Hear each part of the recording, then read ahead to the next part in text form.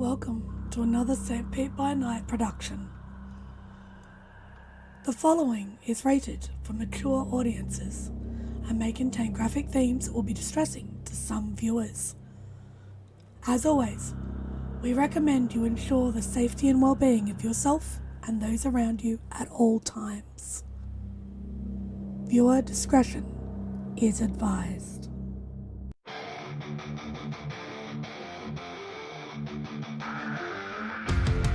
In the heart of night, we rise from shadows, calling at the moon, igniting our battles, cleansing Gaia of an endless fight, until our final days we will fight. Thanks, man, we stand united as one.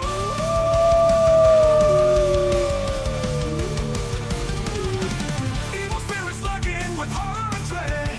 Little light leads us where the brave dare tread. Glory and honor, wisdom in our hand. Together we rise, take our final stand.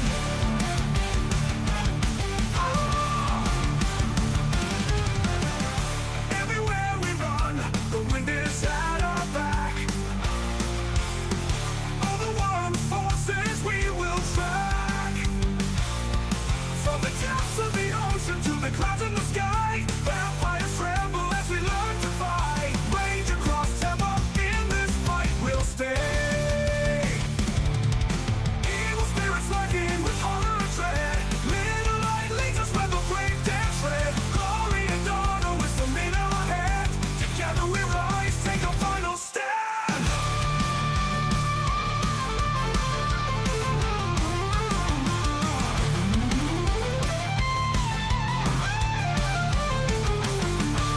Rage across Tampa, in this fight we'll stay.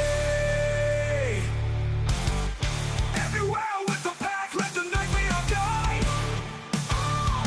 In battles of honor, we shall never hide. They'll never hide.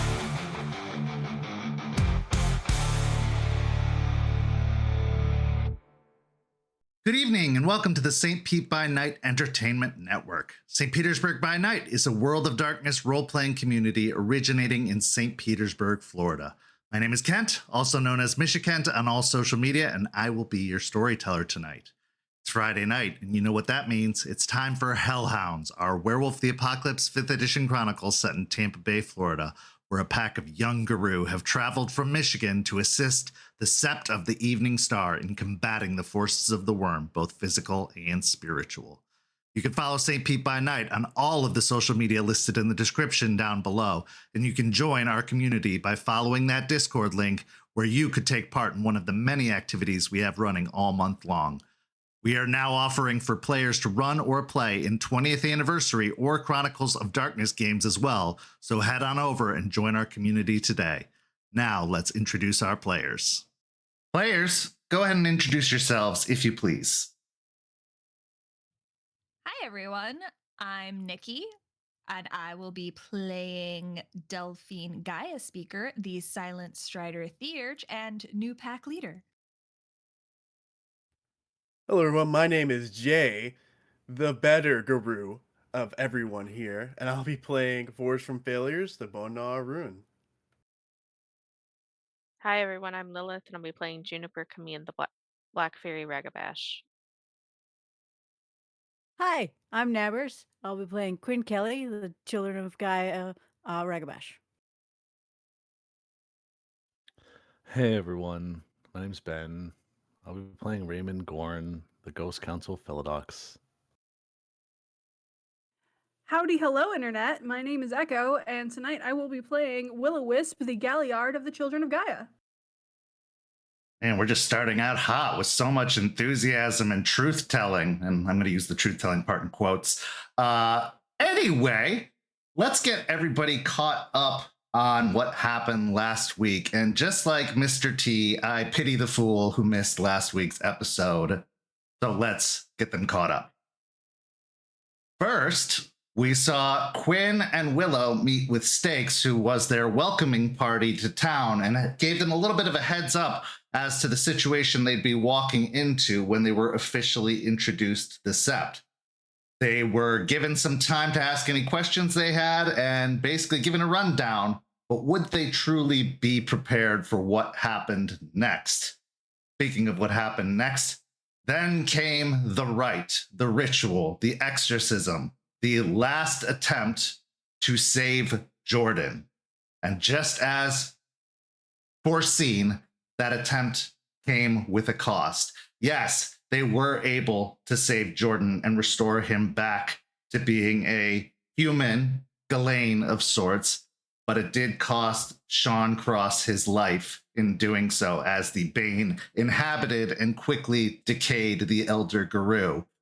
He then asked for Raymond to put him out of his misery with the use of a silver dagger, and Raymond acquiesced. This then caused some frustration and feelings to be abound, and the original pack were brought before the Elders of the Sept to answer for what exactly had happened that night. A decision was made that Raymond would be given the right of shame and asked to temporarily, at least, step down from leadership until a vote of confidence could be unanimous that he should return to the position. He would also earn his way back by learning at the foot of Eliza's learning tree in terms of being a Bane tender. After that, we saw the new arrivals be introduced to the pack and Sept, and introduced to their new pack leader, Delphine Speaker. Although they had heard previously different information, things change fast in the world of darkness. Now, let's get to our first scene. Our story begins in the pack house, which looks more like it belongs on Frat Row or in a college town, based off of the fact that it is a 2-bedroom, 1-bathroom home that is not suitable for this many grown adults, but they've found ways to make do either way. The neighborhood of this particular house, however, is anything but a college town. It is one of the more run-down areas in the Tampa city-wide area. But so far, the pack has been able to accommodate their surroundings, some of them choosing the cairn over the house, and others making the house their very own. This is where our scene begins, as the new arrival, Quinn Kelly, moves their way into one of the bedrooms to take up residence and to finally have a little bit of space from their friend, ward, companion, Will-O-Wisp. Here, they find Raymond Gorn, former pack leader of the Hellhounds and currently shamed boy that needs to figure out what the fuck is going on with himself. The scene is yours.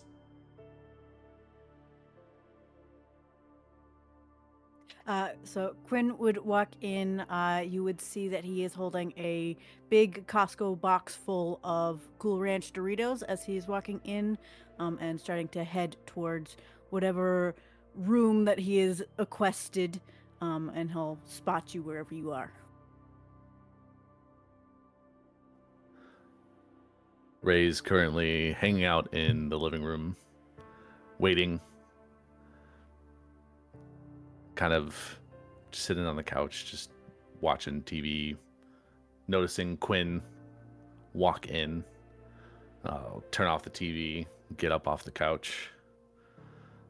Hopefully you're able to find the place okay. I know it's kind of out in such a lovely neighborhood.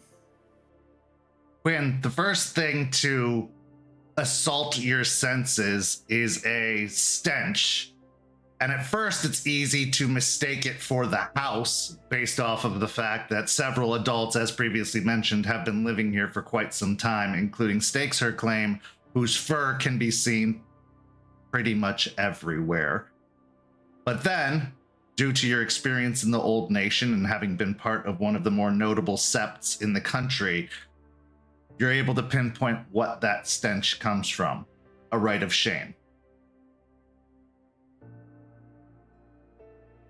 Quinn will scrunch up his nose at the smell, probably having smelt it before as well.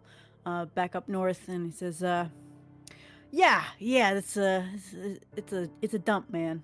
What the fuck?" I'll kind of shrug. You know, it's home currently. I mean, it's not the best, I can agree, but you know, when we got here, we didn't really have any options. So this is the house that was given to us to accommodate all of us. Yeah, I guess I can understand that. You want to help me? I got a couple of things I got to pack up. I think Juniper and I are going to be sticking together. Yeah, I'll show you that room first so you kind of know where it is, and then I'll help you out with the other boxes and stuff.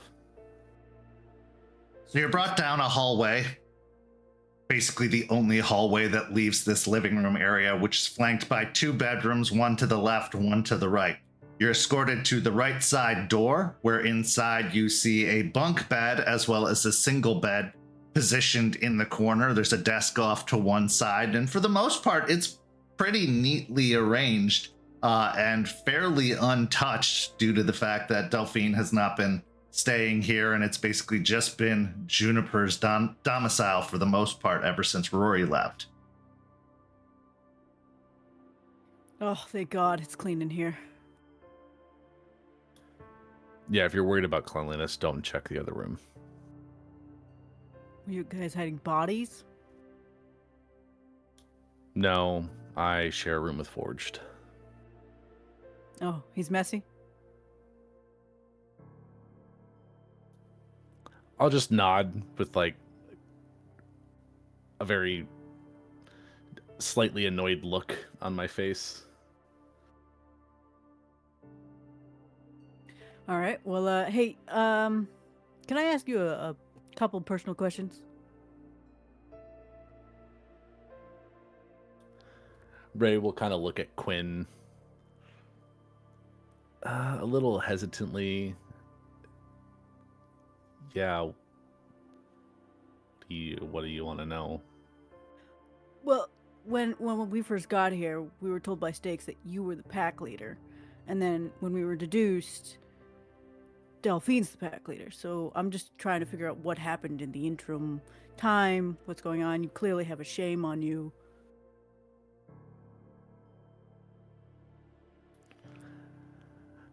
Yeah. Not surprised that would be your first question. It's a recent development.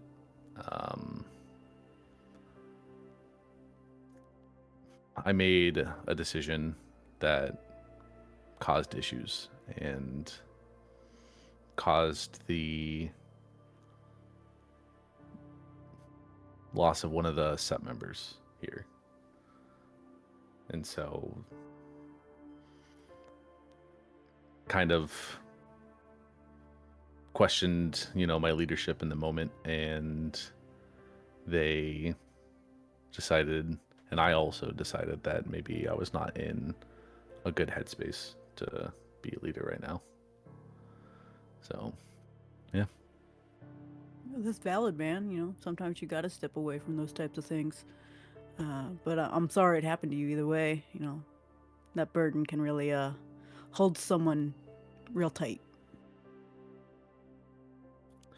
Yeah, it's fresh, so it's definitely holding very tightly.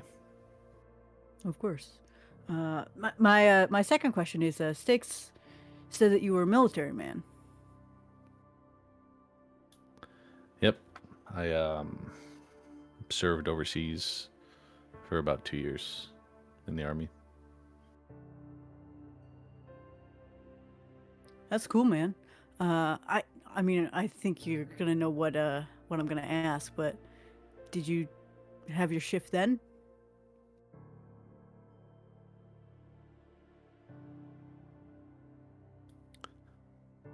Ray will kind of lift his hand, kind of rub the back of his neck a little bit.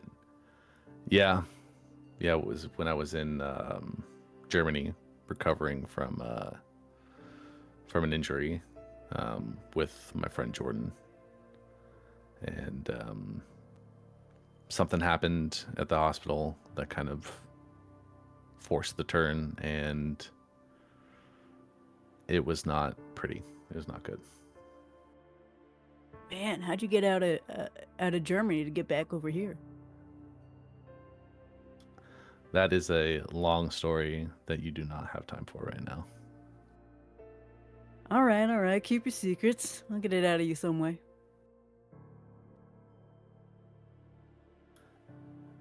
I have a couple questions for you too, if you don't mind. Sure. Yeah, we're being open. So I know you traveled down from Vermont, but the main thing that kind of I'm wondering about is about that Rook person. Like, is he gonna be that big of a problem? Well, from what I've noticed of your warder here, it probably matches the level of your warder.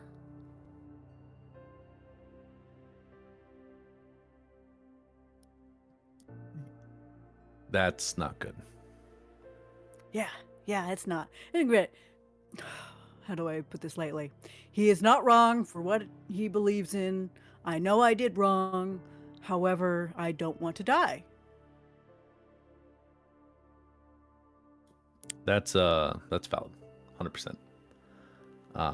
But it seems a little crazy that he tracked you all the way down here to deliver some sort of punishment that he seems to think that is right.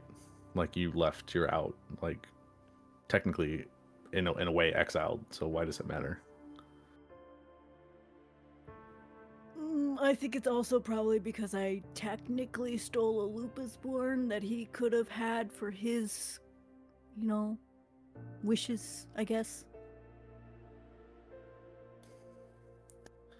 So it's a compound thing.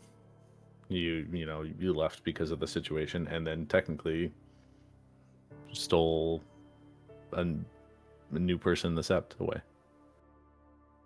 Yeah, and warrior of Gaia that he could have had.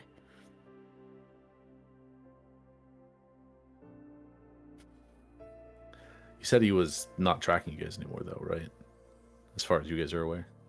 Yeah, I never really saw him after leaving Vermont. I guess Willow did and just didn't really say anything, which is nice.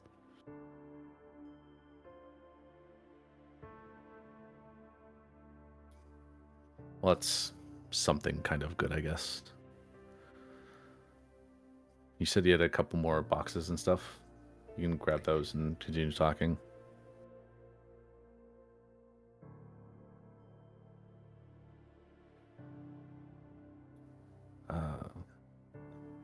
Is there anything else that you wanted to know?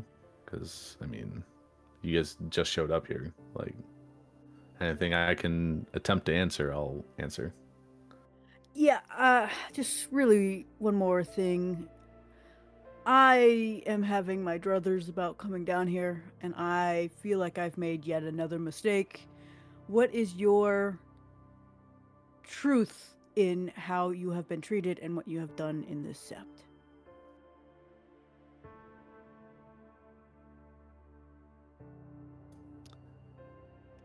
I mean, I was in the same boat when we all headed down here.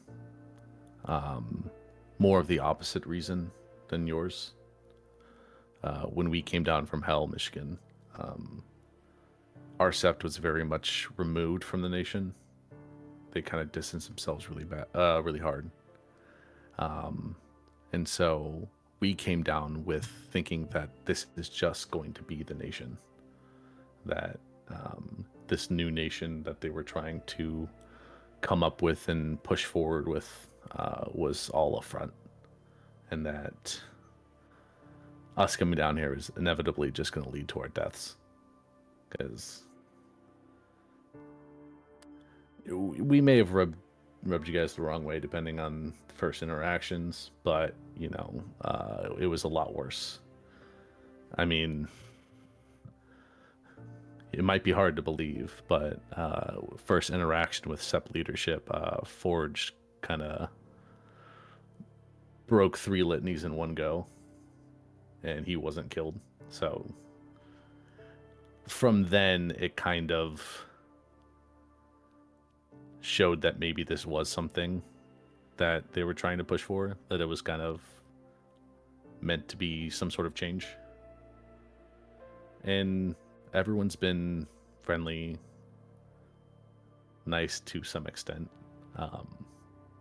And the training we didn't get up in hell, they supplied it. They taught us a lot. They began to trust us with a lot. Being down here was probably the best thing for us. And I think what they're doing now is not bad. And I think completely different from the nation I heard before we left hell. Kent, I would like to insight Sure. him and what he is saying. Well, let me ask this first. Raymond, do you believe everything you're saying? Yes. No roll required. As far as you can Okay. tell, they're telling the truth. Quinn will say, yeah, I've noticed quite a difference from how the nation treats things to this. 3 litanies? Which ones were they? Yeah. It was the obvious one was, leader may not be challenged during wartime. Submit to those of higher station, and technically respecting the territory of another because we weren't a part of the sept yet. We were visitors. And so he's got a problem with authority. Yeah. All right. And what about you? What did you do bad to get down here? I mean, technically, I didn't do anything bad to get sent down here. We got sent down to help support the sept down here because of the issues they were having. They didn't have enough manpower, so they reached out to the Hell Sept, and we were kind of in that moment expendable. Like, they thought of us as troublemakers back up in hell because before we left, Delphine and Forge both got shamed. And I think they were kind of done with us, and we're like, yeah, send them back down to Florida and see what they can do. If they succeed, great. If not, no skin off our back.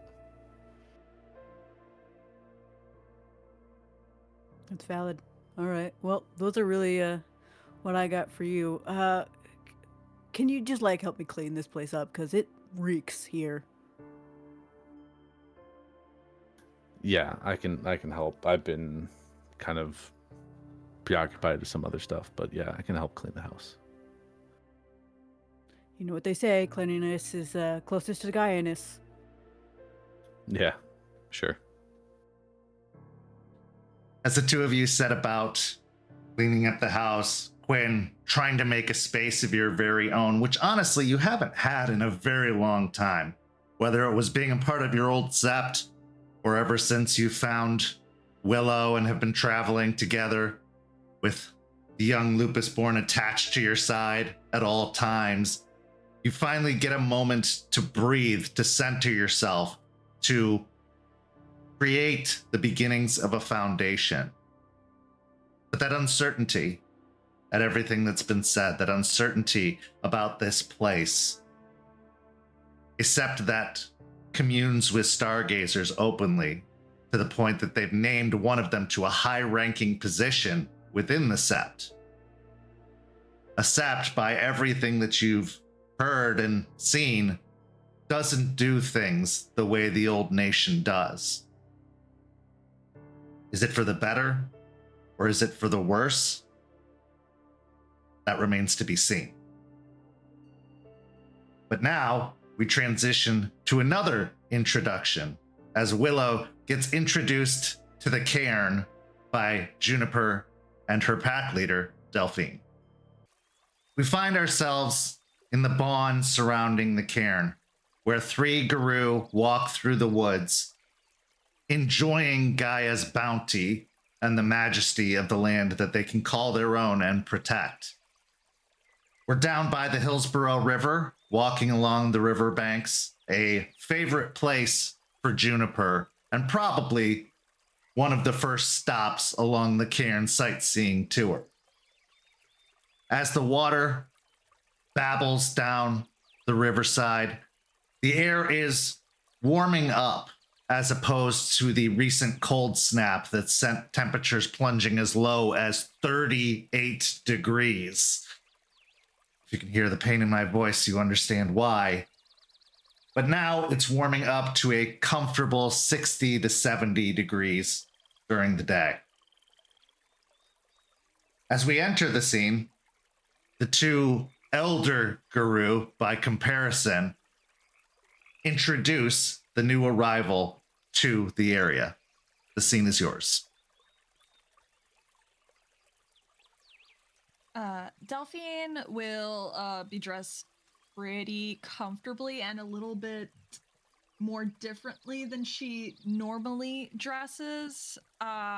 Instead of wearing a super baggy sweater that has no form to it whatsoever and overly baggy jeans, she's wearing a maxi skirt. She's still wearing a cardigan, but underneath the cardigan, she's actually just got a tank top on, which you could tell she's still a little bit uncomfortable, like not wearing the bulky sweater because she keeps pulling at the edges of her cardigan closer, trying to like cover up a little bit. And she'll be wearing some flip-flops as they walk along the riverside. And she is trying her best to look as she would describe leader-like, but this is new for her. She isn't sure where to begin in this, and she's kind of just making it up as she goes. But she is trying to she's trying to show some confidence in that she knows what the hell she's doing. Delphine, give me a charisma and either leadership or performance check. Juniper and Willow, I'd like you to make a wits and insight check.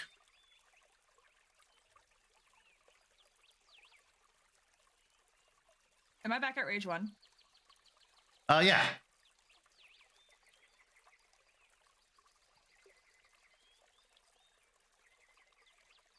I got 2 successes.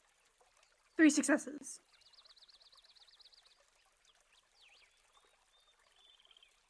And Juniper? I got 5 successes, no crit. Okay.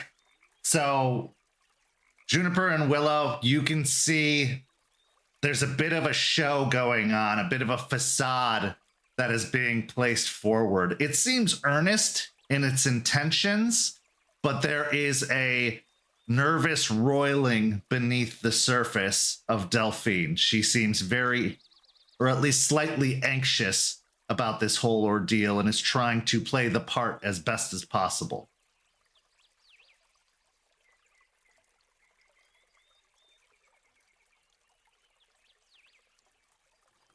Willow, who had been sort of jumping from rock to rock, sort of 1 foot on the ground, 1 in the river, upon sort of locking in and noticing this, will get really close and just sort of stare, sort of sniff the air around you, and then be like, no, that's fine. And just kind of go back to what they were doing, just sort of observing the space and hopping along. I'm gonna watch that happen, but not say anything because I'm not gonna call Delphine out. Well, she's just trying her best right now. I'm just gonna let her get into the groove. She will have reeled back a little bit at the lack of personal space, just kind of just like lean, just a little bit of a lean back, and will give a glance at Juniper once Willow has like moved away, just being like, that's fine. And we'll try to shake it off and just, so, Willow, how long have you been on 2 legs? Oh, Time. Yes.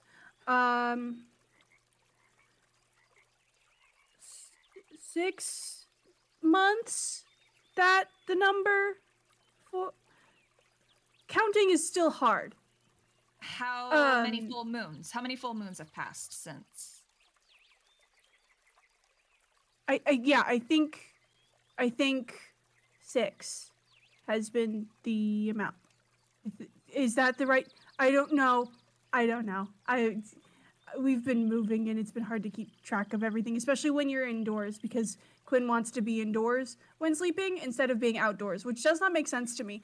But I'm assuming it's for the warmth thing. But I don't know. You know, you don't have to sleep indoors just because Quinn wants to, right? Like, we have dens set up here at the Cairn. Yeah, I've been looking around, and it's good, and I'm starting to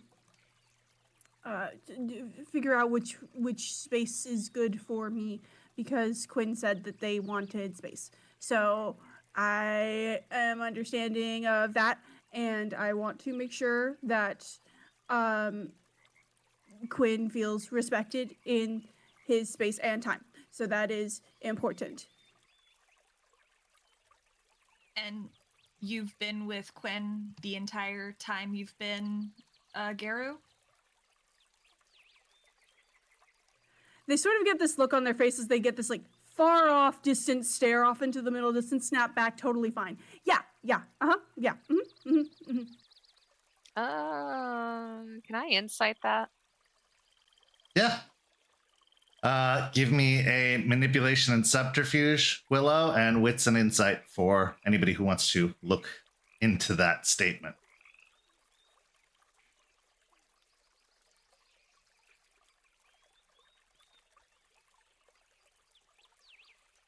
Two successes.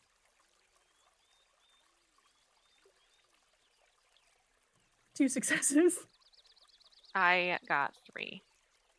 Okay, so Delphine, nothing noticeable. Obviously, just anxious introduction energy. But Juniper, you, of course, again, see beyond the facade. What is Willow really feeling?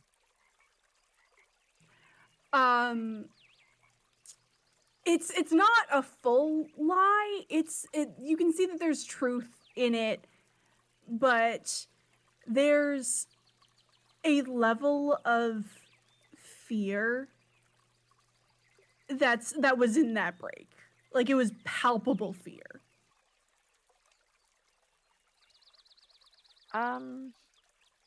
Willow. Mm-hmm. Is Quinn nice to you? And I will look over at Delphine and give her a bit of a grimace. In what way? Like, what do you like? In what way? That's not like specific. I guess I shouldn't beat around the bush. You looked terrified when we just asked that question, and I just want to make sure that, like, you're not being held in like a weird hostage situation by this newcomer. Oh I no have no never no no seen no somebody so afraid about a question. no no no no. Quinn's good. Quinn is tribe is tribe brother, tribe good. No, Quinn is good. Just before I was, the night of stuff was bad and stuff. Yeah. You had a violent change.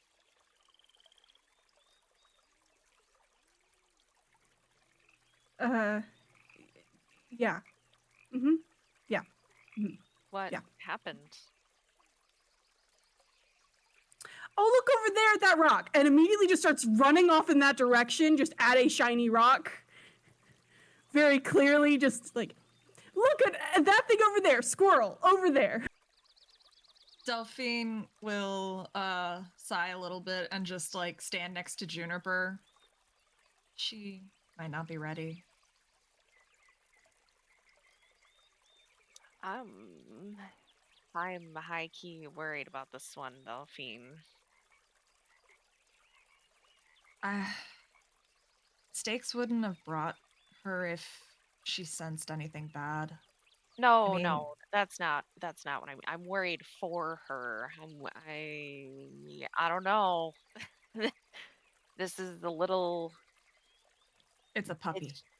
It's a puppy, yeah, but like the way that she's reacting and bouncing around the question, I don't know. I'm just. Juniper, when you were brought to the saloon, you weren't exactly wanting to talk about it either. No, how should I put this? I'm worried that she is in some sort of weird relationship with Quinn and is dancing around that. I don't know, she's just really weird about the questions so far in a way that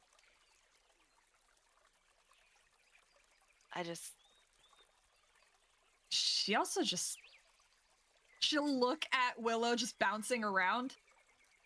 She also might just not know how to people, because...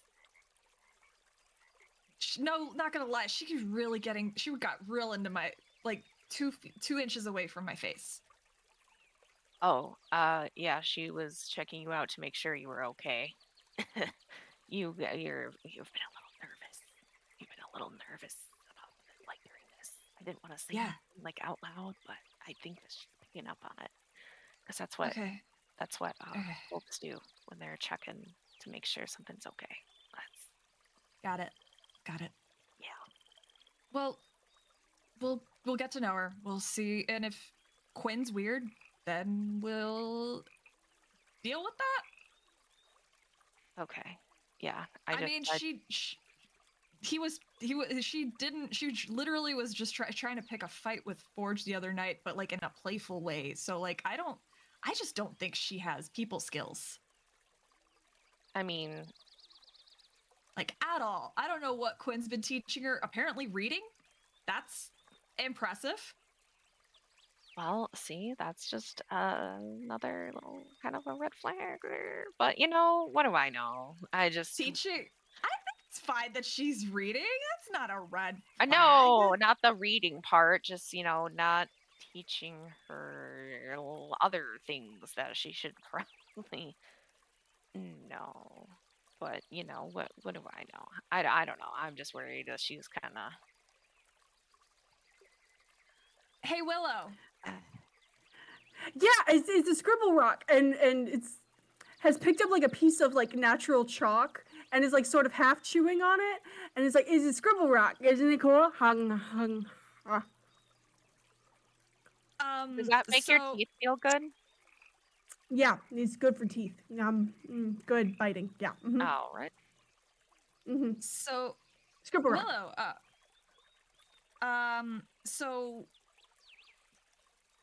So did you meet any other Geru when you were coming down? Any other Seps? Did Quinn try to take you at all to his Sept at all, or no? No, he said that was bad, and that would be bad. So we didn't do that. And then Rook is a problem. Acts like prey. Is weird. Acts like prey and tries to be all big and like be taller and bigger, but like he's just so lasered. It's weird. I don't like it. Smells bad. Acts bad. Not good. Bad smell. And he followed us to like Georgia, and that's where I lost his scent. But that was about it. We stayed to either deep woods or highway. Yeah. Okay, so Quinn is the good guy, but there is a bad guy involved. Yes. See, I told you. Yeah. I was picking up on something, Delphine. I told you. Yeah, Rook is like after Quinn and is like trying to kill Quinn. I don't know why. Quinn said it was rules, but I'm like, that doesn't make sense for rules because it doesn't make sense to me. But yeah, no. Rook is a problem, and I hope to kill him in combat. Well, if he steps foot in this cairn uninvited and causes problems, I'm sure we will all get our chance to handle the situation. If Charles doesn't There's- get to him first. There's no way in fucking hell any one of us here is gonna let some asshole come in and try and murder one of our own, new or not otherwise. Unless the Cairn just lets them in. Because the Cairn seems to be doing that lately with people. Well, I don't know if the Cairn would just let somebody hell-bent on killing one of our people in. I mean, it let a Mokale in, so.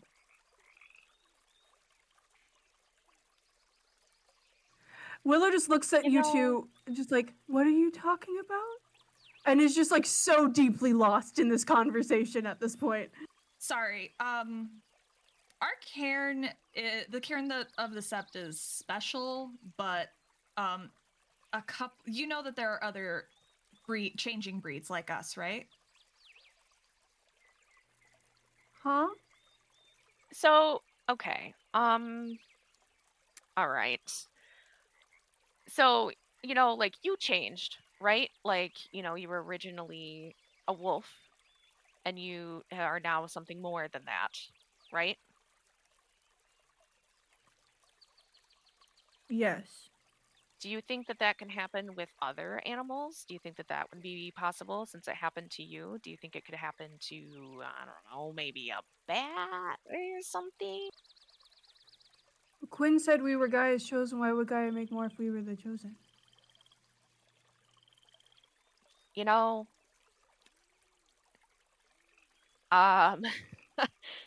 The thing with the thing about that is multiple things can be chosen for different purposes in life. So it's really important that even if you're told that you're chosen by something higher power, divine being, Gaia, whatever, maybe don't assume that we're the only chosen people, because that kind of leads to bad things, and it's a repeating pattern in bad history, things? and we don't want to do that. Bad things? What kind of bad things? So, all creatures that live on Gaia are of Gaia. Humans, we're just the best. wolves, bats, gators, rats, even the worm is of Gaia. Yeah, But we're just the best. Willow, I will say that there are other changing breeds here in the city. We have some that are rats. We have some that are, I don't know if she would know. Have you ever seen or heard of an alligator? That's a big word. That is an interesting big word. I do Have like that you- word. It's a fun word. Alligator. Have Pulls you out a little seen notebook and immediately phonetically writes out alligator very poorly. Have you seen a lizard? Yes, they are the little skittery things. The small. It's like a big lizard with really sharp teeth, a bad temper, and likes to swim. Ooh.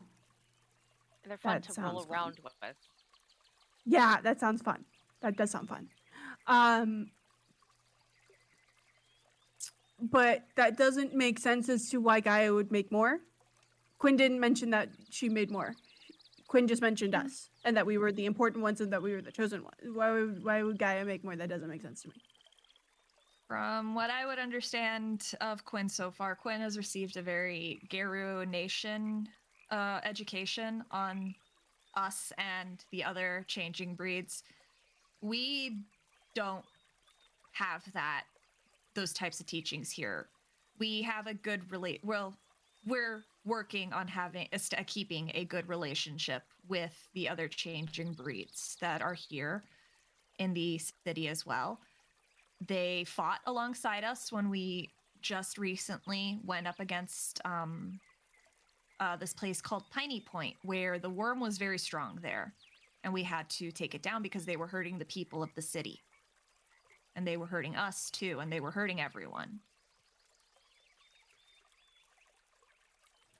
Almost reflexively, you see Willow's body sort of go a little more rigid, and they start sort of scratching at their left ear and just sort of pulling on it without really thinking. Just like, okay, okay, okay, and they're okay. But you don't have to learn all of this right now. You're still very young.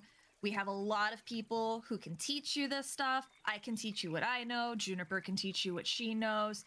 Eliza knows so much. You saw her. She's an older lady. She's been a guru a very long time.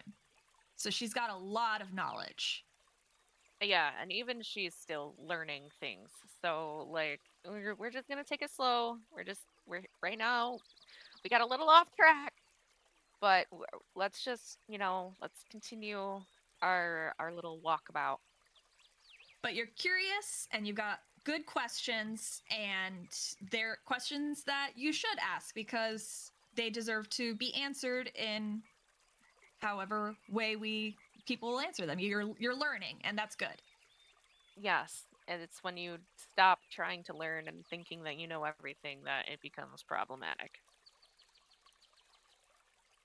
And if you have any questions, Yeah. you can ask us anything. Yes, that's important. So you're the alpha. So who is your beta? Beta is like bottom bitch, right? I don't know. I'm pretty sure. I'm pretty sure it's bottom bitch. So Raymond or Forge. Like, what is the order? Because this is important, so I know what the rules are for that. Well, me being pack leader is very new. It's something that just happened. But I will listen to everyone, and I will treat everyone on the same level. They sort of cock their head at that. Just like, why? Because I have to respect my packmates just as much as they would have to respect me. That's part of the litany, too, Willow. But the order, it's part of the thing you said. The respect is you know where you are, so you know how to behave. So you know who's above you and who's below you. But also It's remember that you have the human part of things now, and humanity is a little bit more complex than just a hierarchy order. Oh. Okay. That's important. Pulls out the little notebook again, flips a few pages in, scribbles something down. There's symbols. It's a weird sort of cryptograph. And closes it and is like, okay, I will remember that. Okay. Cool. Okay. You said there were dens. I would like to see them, please. Yeah. She'll look to Juniper. You are keeper of the land. You are the one that set up those dens with stakes, so I lead the way. Can do. All right, let's see here. And I will look in a couple of directions and reorient myself with where we are at, and I will start heading in the direction of one of the dens. One of the, more set up, comfier dens. Juniper, give me a wits and survival. Willow and Delphine, give me a wits and awareness.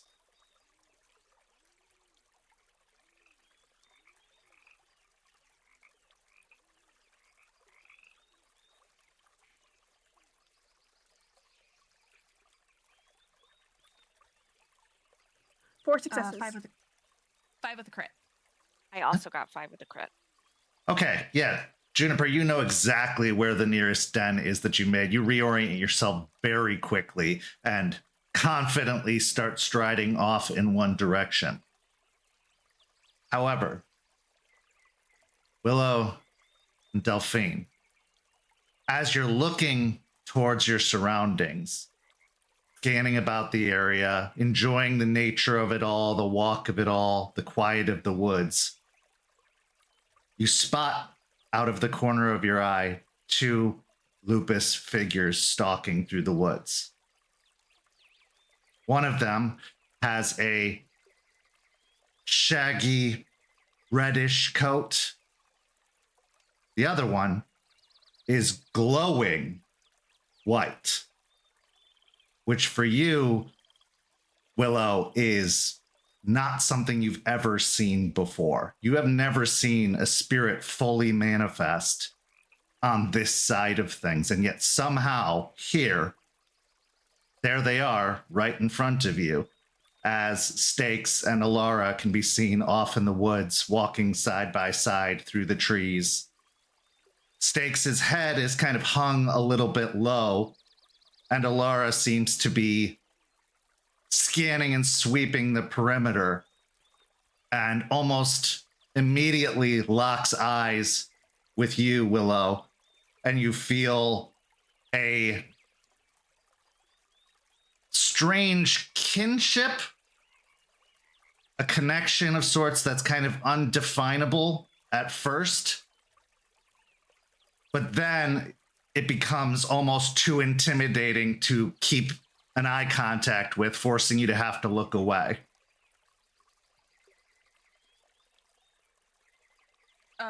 Delphine will see Alara and Stakes, and she'll wave at Stakes, but then will dip her head very respectfully to Alara.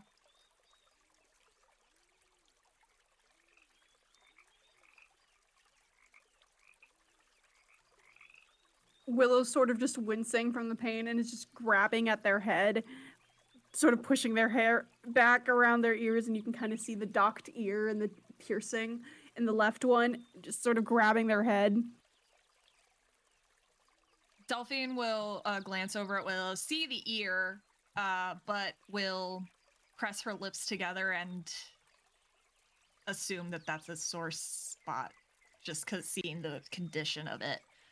And she'll put a she'll carefully put a hand on Willow's shoulder.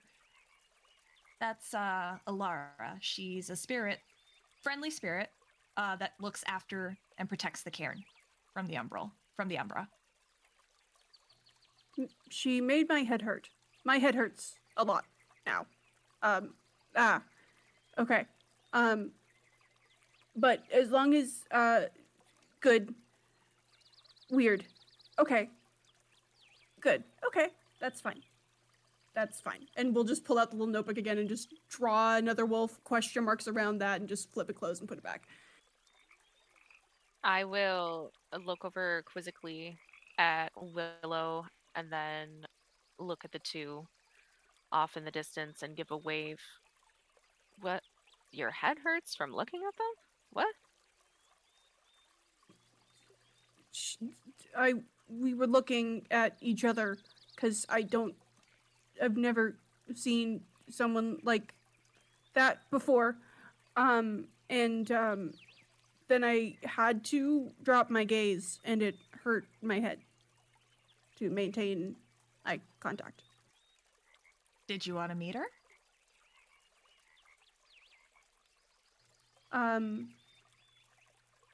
Okay. Yeah. That's good. We should do that. Yeah. Okay. That makes sense to do. Yeah. Delphine will just give a quick little whistle just to alert that they're walking over. Detecting your intention, Stakes kind of nods her head a couple of times and then just goes moving in the opposite direction away, disappearing back into the woods, leaving Alara, who remains poised, standing and staring in your direction as you approach, not in any defensive manner, but studying with the same kind of blunt gaze that she is known to have.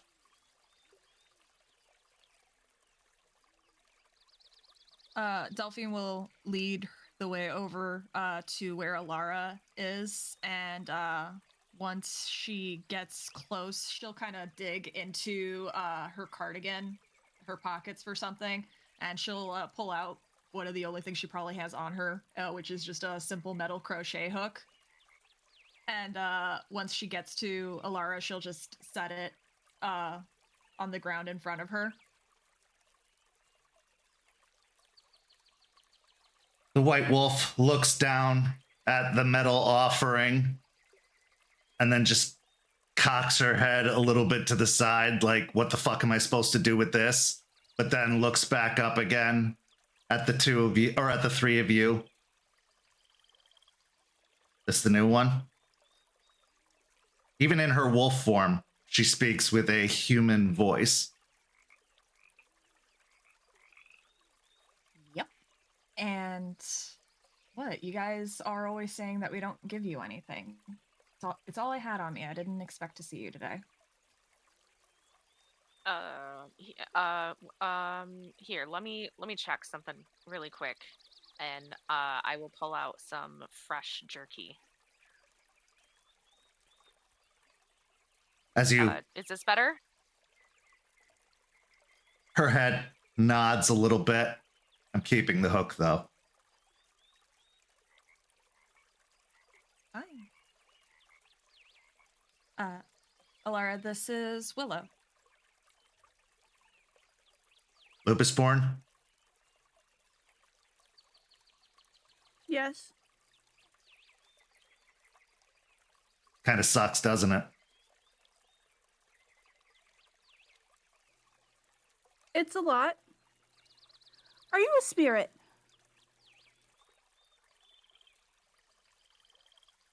Yes. Amelia is like, give me one moment, and pulls out the same chalk rock and then splits off the little bit that Willow had gnawed on for half a second and drops it, backs away, hands up in the air. If a spirit could eye roll, Alara definitely does that, but then bobs her head at the offering a little bit and then looks back. You don't have anything to be afraid of. I mean, more than the usual.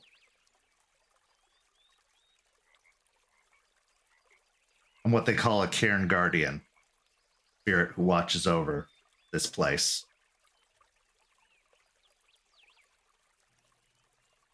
Okay. I didn't know that was a thing. You are very shiny. I'm also very dead, but that's neither here nor there. I was once like you. Spirits can die. Oh, okay. That makes sense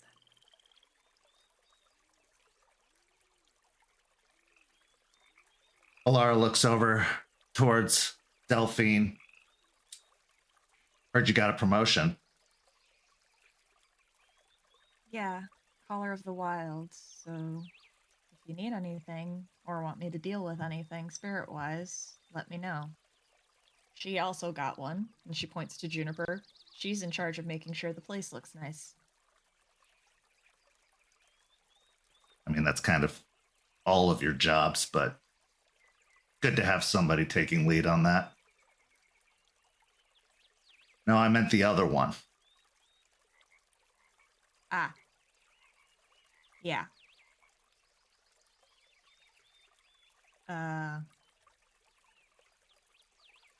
Ray's stepping down for a little bit. You sure you're up for it?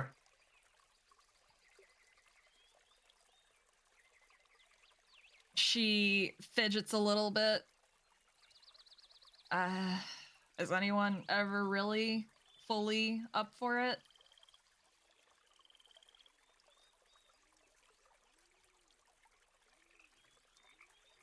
Yes.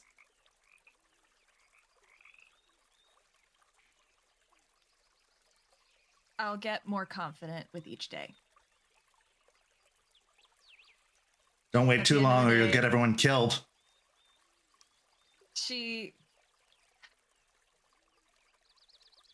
I care. At the end of the day, I know I at least care about my pack, and I'll do what's best for them.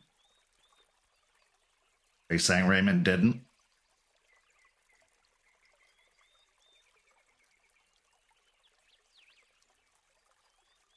She stiffens a little bit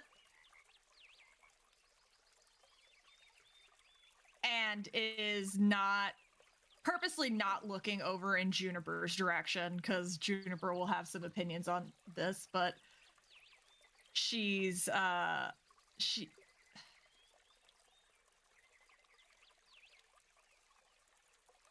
not when it came to this, I don't think. There's nothing wrong with seeing the weaknesses in others. If you say it, if you feel it, say it with your whole chest. Don't be afraid of the truth.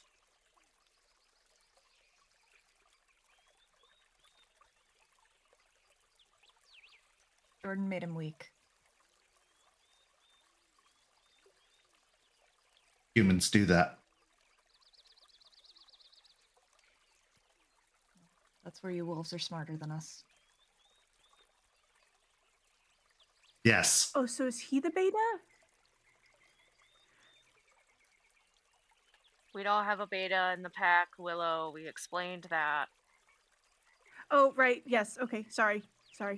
Everybody's allowed to have their weak moments. Unfortunately, he let his go on a little bit longer than the rest of us. And it got Sean killed. And that's the biggest bad part of it. So what's your weak moment going to be?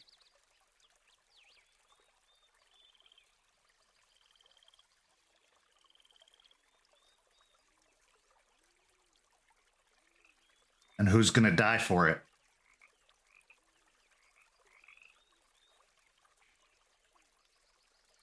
But she is not weak. Ember told us that she was not weak and that we had to come talk to her when we came down here. So she cannot be weak. I could smell the flop sweat from the other side of the woods.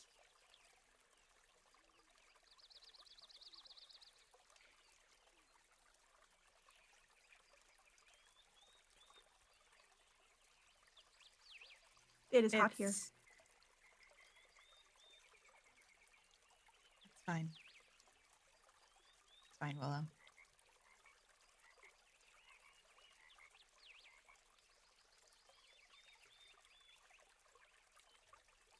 If I do my job right, hope no one will die, but I can't promise it. Why not? Because we're Garu. And How'd you die?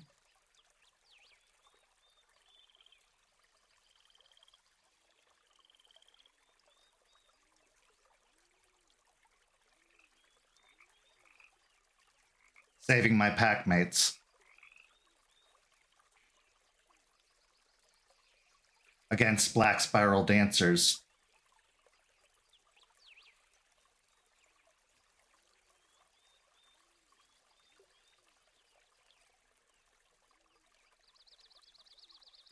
What is that? Bad That sounds important. dogs. Okay. Evil dogs.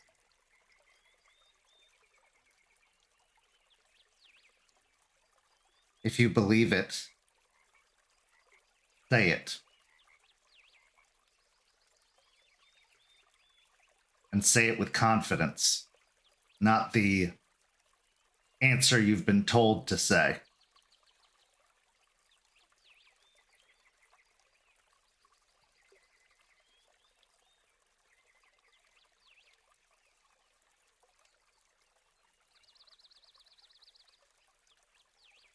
I'm gonna keep my pack safe, Alara.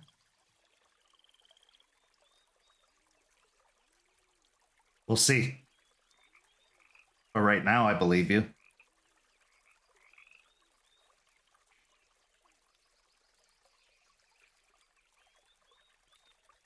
Yeah, you're gonna do a good job.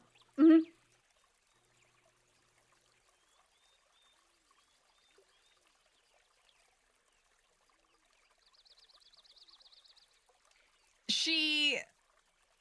She tries to give Willow a bit of a smile, but it's a mask of a smile in this moment, just because Alara was hitting some points, and while in this pack leader mentality at the moment, she had been trying to just not think about Sean.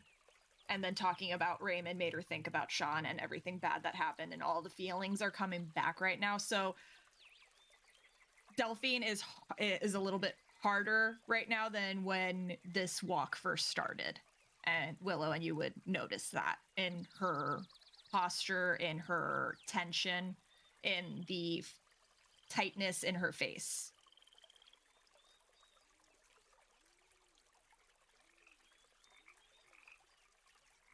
Willow's gonna see all of that physical manifestation of stress and immediately be like, I know how to fix this. And immediately jumps in front of you and just starts jumping around like a little weirdo. Is like, no, you're going to smile, and I'm going to make you smile now. And is just like fully just play mode, but a person, just like jumping around like a little weirdo. I'm just looking back and forth between the two very serious lupus borns and this one and Delphine, and just kind of nod in my head and mutter, man, not all lupus born are the same, are they?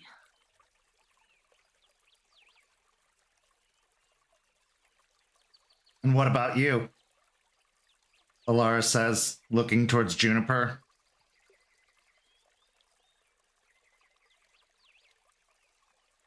What about me? You kicked your ghost problem.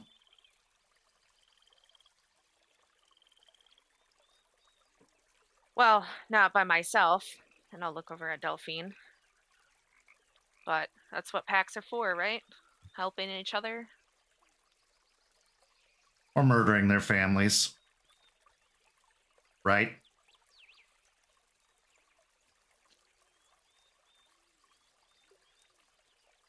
Does it count if I say I didn't quite consider her pack at that time?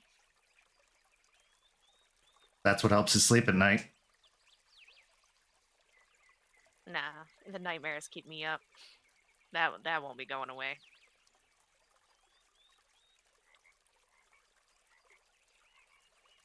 So what's your thing gonna be? Now that that's dealt with.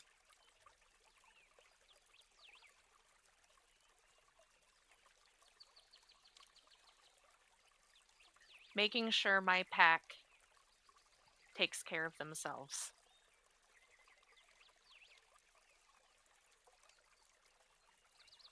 Good answer. Yeah, a pack is there to support you and assist you when you need it. But if you can't stand on your own, this life will be very short for you.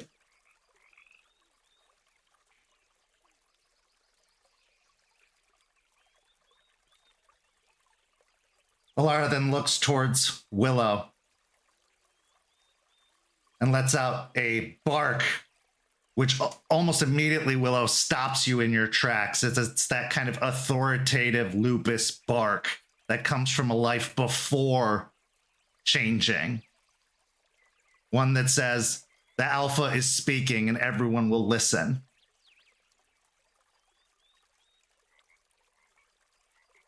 He locks eyes with you once more. Don't forget what you already know. It might be the only thing that keeps you alive. You can learn everything they have to teach you, but if you lose your instincts, none of it will have mattered. You understand?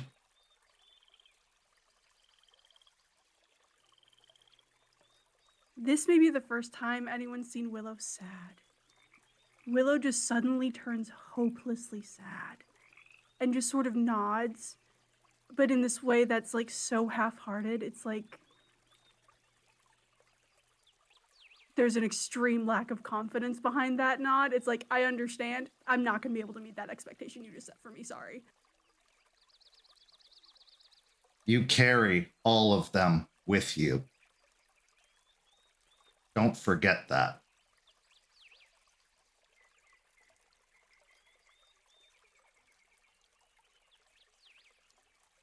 And she will just nod.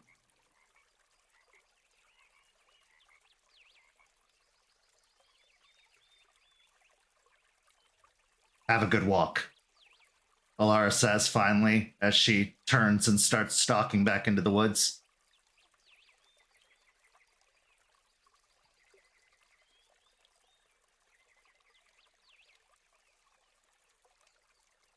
The moment she's out of earshot, I don't like her. I don't like her at all.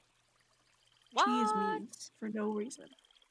What do you I mean do not like that. she's mean? She's just straightforward. She's been through a bunch of shit.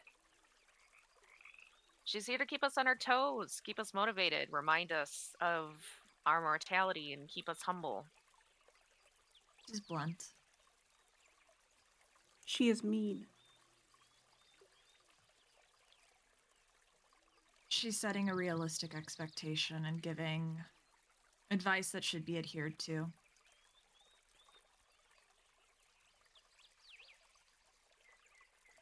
I do not like her. Well, at least listen to what she has to say. Because she's not lying. I cannot do what she asks.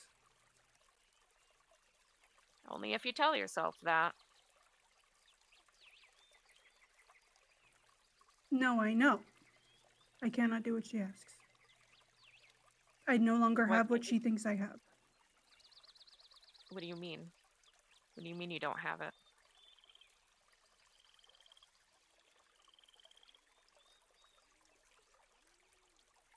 And Willow shakes their entire body like they're reacting to something. No one's touching them, nothing has touched them, but it feels like they've just been hit. And they sort of give you this look like, I don't know how to talk about this. And they just sort of push past both of you and head back the way they came. I slowly nod my head and look over at Delphine. We're gonna have to keep in a close eye on this one. This is, I think, more than what we've gone through. Delphine will be watching Willow walk, and she'll just be mentally just thinking of the scarred ear, and then just the few visible scars that you can like see on her neck, on like her neck and around her hands, and just give a little bit of a sigh. When she's ready and has learned how she can talk about it, she can. Until then, let's not push her. Yeah, I wasn't gonna push anymore. I just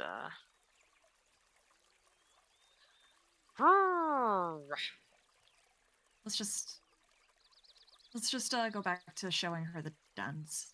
Distract her. And yeah. Willow, do you want to go for a run?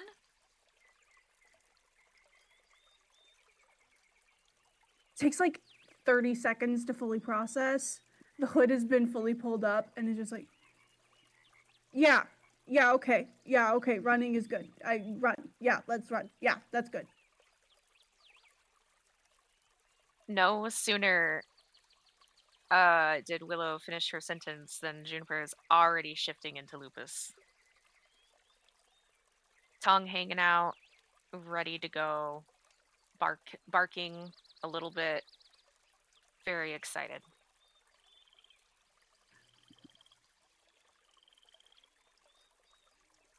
The moment she's sort of visually getting the cue, like, oh, I can be me, immediately starts shifting.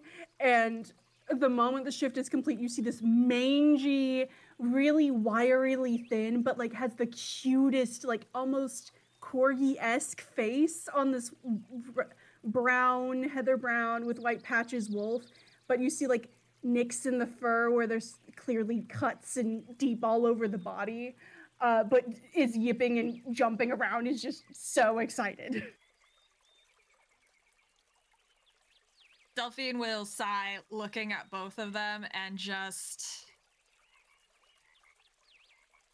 roll her shoulders a little bit before she also just goes down, shifting into her at least a head shorter than both Juniper and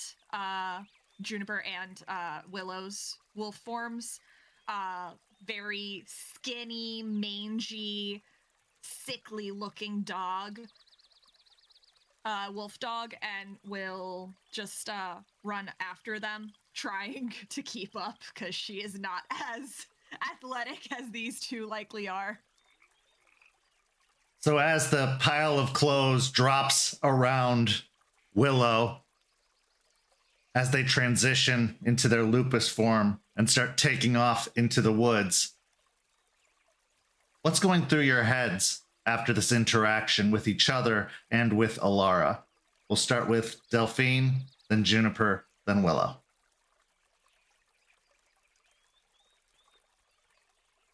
Delphine is annoyed. She wasn't expecting those questions so soon and was trying to exude confidence and clearly failing at it. She wants to be a good pack leader, but she is still holding some of the insecurity she felt of herself when she was using. And she is still very much harboring anger and resentment over Ray and Jordan and the Sean of it all. Juniper. Juniper is feeling a lot of things. She, despite Willow saying that Quinn is the good guy, now seeing her in lupus form and like really getting a good eye on all of the scars and everything and the mangy fur and all of that, she is very suspicious about what is going on with all of that. She is excited to go on a run and possibly start up a hunt to see what Willow can do in this moment. As far as the talk with Alara just went, she knows that Alara's words really cut into Delphine deeply, but she also knows not to bring it up unless Delphine wants to bring it up herself about it, so she's gonna let Delphine kind of process through that on her own, unless she wants to talk about it, of course. But yeah, as far as Juniper goes, she is in a pretty good headspace and feels like she's kind of starting to cement her place in the pack. And she really meant it when she said that she's going to make sure that everybody is taking care of themselves and is going to be like pack support, is running support for everybody. So yeah. Willow. Willow is trying to figure out how to compartmentalize everything. It's like, yes, running is good. Yes, I will focus on that so I don't have to think about the things that mean scary glowing wolf just tried to make me think. I don't want to think about those thoughts anymore. We're going to put those deep away somewhere. I don't have to think about them or look at them anymore. I do not like them. I do not like that big glowing wolf. That big glowing wolf is mean to me and my pack leader. That's not okay. I don't like it. I'm not going to be talking to her anymore if I can help it. And that's just kind of the loop. A cairn can be a benefit and a drawback at the same time because it provides safety, security, stability. It provides a home for Guru who have had to abandon the homes of their past, who are either running from something or hiding from something or just moving on from something. The drawback is, no matter how secure the cairn is, it's an illusion because the world keeps turning outside of the cairn. Events keep unfolding. The war keeps raging. And in the final scene of the first half of tonight's story, we just see for ourselves how far that world has turned in the absence of these Guru. Forged. To say the last year has been a lot would be an understatement, but the last couple of weeks, that's really been something, hasn't it? From being possessed by a bane of famine and rapidly losing everything that you've defined yourself by, your strength, to finding out that your brother might very well be alive and that your son might very well be in his possession or the possession of someone much, much worse. This causes you to want to call home to check in, knowing that if your loved ones are at risk, if your brother is in fact around and has a bone to pick, they are likely on his list. What's going through your mind as you prepare to dial the phone? Currently, Forged is... Imagine we waited for when no one was at the house. He's currently in his room, holding his phone anxiously, one of his legs bouncing up and down. He sits at the edge of the bed. He stares at the number already typed in, ready to call, but he's hesitating as he contemplates how does he even start this conversation. What does he say? Last time he tried to talk to someone that he was worried the safety about, he drove them away, and now they're probably dead. So now he's trying to really consider what to say and what he needs to do. That he's also kind of putting it off more and more before ultimately taking a deep breath and clicking that green call button. Your family is the definition of a blue-collar family. Both your mom and dad are laborers. Your sister has been their primary caretaker for some time, as you saw the last time you visited. So you have to dial a landline phone to be sure that you're going to get a hold of them, as they still have one installed in their home, even though they've gone very far out of style. The phone rings a few times, and then is picked up as a female voice answers the phone. The voice of your sister. Hello? There's a moment where Forward's voice kind of gets caught in his throat as he was really hoping for one of his parents to answer, as they would be a lot more receptive. He knows what she said last time and how long it's been since he contacted them. With a moment's hesitation, we kind of hey sis, it's me, Radley. Oh, good. The prodigal son. So what is it this time? You need money, or you still failing to fulfill that promise you made?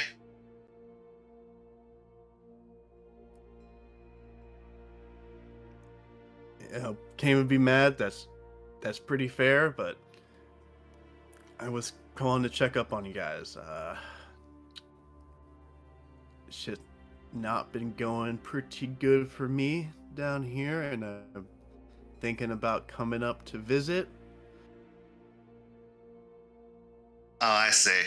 You want sympathy. You want a pity party thrown for you. We're fine, Bradley. We've been fine. All those times you didn't call. So if this is something you need for you, great. Good. But it seems like you've gotten along fine without us already. So why now? You see, like, he puts his hand back of the head, head goes up, and he's just let out puts the phone away from his ear for a second, lets out an exhale, hopefully not being overheard, like, fuck. And then he puts it back to his ear, and he'll say, look, I'm trying to be better. It's fucking tough down here, and I'm trying, and I think I might have found out some shit about. I might have found out some shit about Jacob, and at least people I was talking with down here, and I wanted to come up and maybe talk with Mom and Dad about it.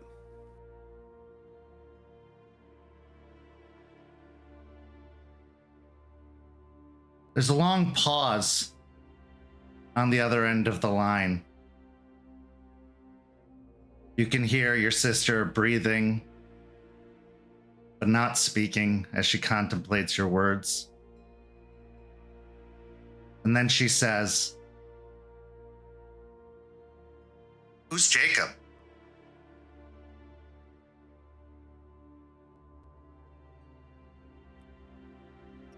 Are you fucking with me? Are you fucking with me? No. Younger brother? I don't know what you're talking about.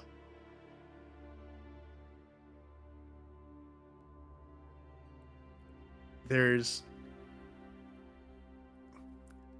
Forge mind's already kind of racing, thinking about what could have happened before he kind of ultimately settles on one thought, one word, just Pentex. Lash Power Dancer, one of those two. His leg starts jumping even harder. His fist, one of his hands balled into a fist as he will. You sure you don't know anything I'm talking about right now? Like, if you really think about it. Is this some kind of game, Bradley? Like, what are you getting at? You sound crazy right now. Did anyone come visit Mom and Dad and you recently? Like, what do you care? Yeah, they have friends and coworkers who come by. Yeah, but like anyone weird. Look, I know I fucked up, okay? I get it. I know. And I deserve all this shit for it, but dude, I'm trying to be better. How long are you gonna hold this against me? I'm trying to be better. I'm doing better down here. I haven't doing a lot of the fucked up shit I've normally been doing, and I'm actively trying to help you guys out. I want How left long? with my kid. How long am I supposed to hold on to this, Bradley? How many years has it been? And before that, when you were here, sneaking off at night, doing things you were taught better than to do. You think Mom and Dad didn't know what was going on with you? They knew.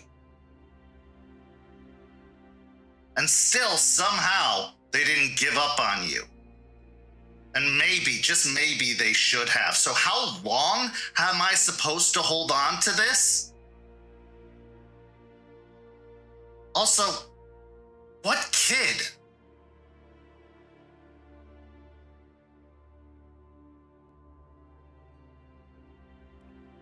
You made... My fucking god. You made the mention of the promise, right? And then what did I promise you then?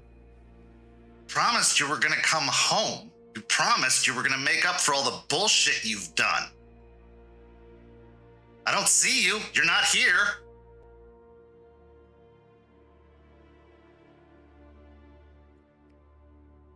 It's just...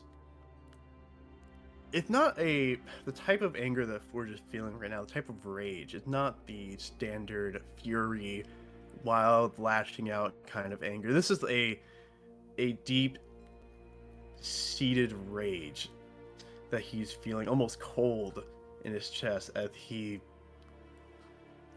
understands that someone had messed with his family. Someone messed with people that he cares about. The one who can't even defend themselves against whatever is going on here.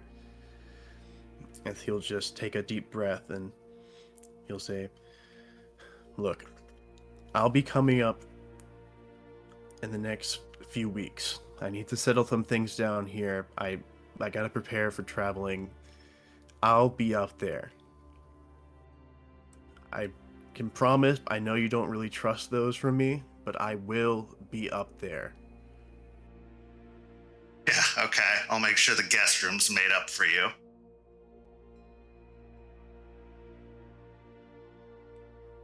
And you may not believe this, but I've been beating myself up over all the dumb fucking shit that I've been doing all this time. You don't... Trust me, I've been holding it against myself too, okay? I know Mom and Dad still have hope for me and didn't give me the shit they probably should have, but I've been giving myself plenty shit as is, okay?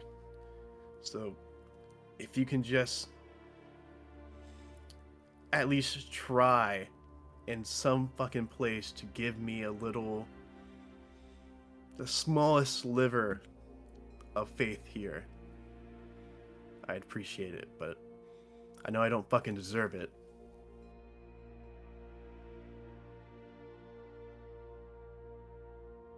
Bradley, I want to believe you so badly. You have to understand. They weren't the only ones who had hope for you. I had hope for you too. I had hoped that you were gonna grow up. That you were gonna shake off whatever this rebellious, entitled attitude is. And if it's true, if it's really true, then stop saying shit. Stop promising stuff. Fucking follow through for once. Because otherwise, it's just words. That's all it is. And we've heard those words before from you. How long's it been since you made that promise, Bradley? How long? Too long. You don't even need to answer. But if you're coming up, if you're for real this time, I'll never fully give up on you trying to make things right. But this isn't gonna be as easy as showing up, saying you're home, and everything being back to normal. It's gonna be a lot of work. And the reason I have doubts, Bradley, is because the word work isn't even in your vocabulary. But prove me wrong, please. I'm begging you to prove me wrong. Because our parents, you saw them. That's how they've been. And truthfully, I don't know how much of them is left to connect to. So, couple of weeks, yeah, I hope you have that long.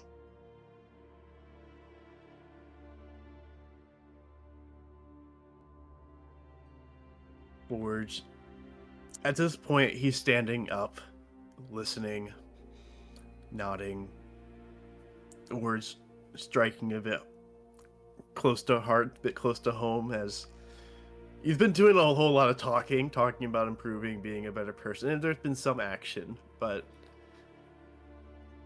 he does understand he needs to follow through a bit more here, especially now for people who need his help, people who've forgotten something important, and to make sure that he gets back what matters most to him. As he'll eventually say, I'll send you the flight info when I get it, when I get everything set up, or I'll tell you when I'm arriving by car. I'll figure it out. Just... Yeah, sure. I'll You're make right. sure there's a limo waiting for you at the airport. You can at least make sure the lights are on if I gotta walk there, from the airport. I wouldn't be half surprised. Sure. Whatever you say. And at that point, she hangs up the phone. He holds it up to his, still holding up to the ear for a few moments after, kind of taking in that whole conversation, breath getting a bit more shaky. It's like hands start to shake too, squeeze the phone a bit tighter as he eventually, like, all his muscles are tense right now. He eventually lowers the phone from his ear as he just mutters to himself, whoever fucking did this, I will make sure I fucking kill you.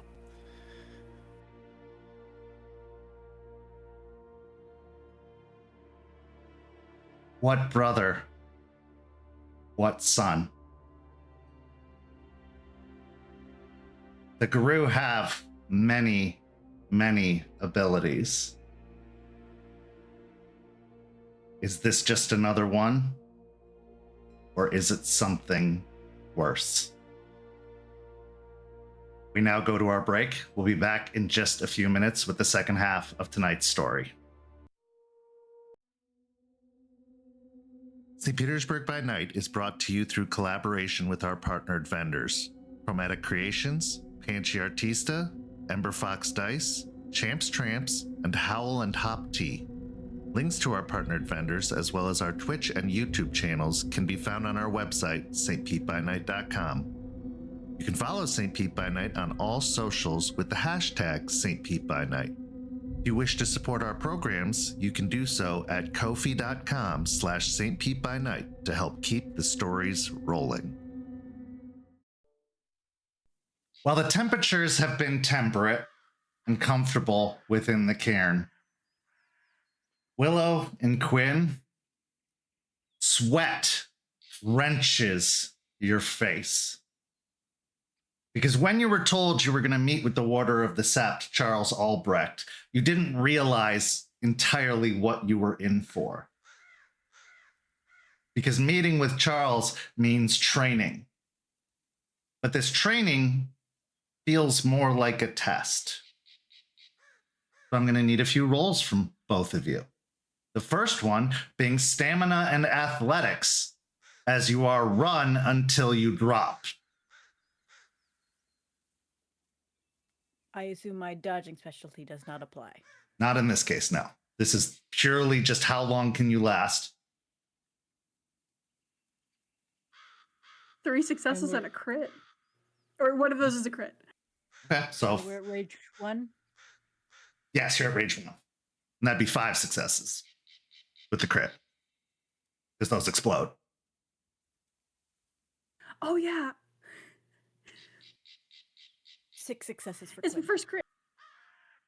Okay, so even with that critical, Willow, you're the first to kind of run out of breath, run out of oxygen, and just be left panting as Quinn somehow keeps pace alongside you and then supersedes you, moving past, going on for a little while longer. That old nation training truly paying off in this moment.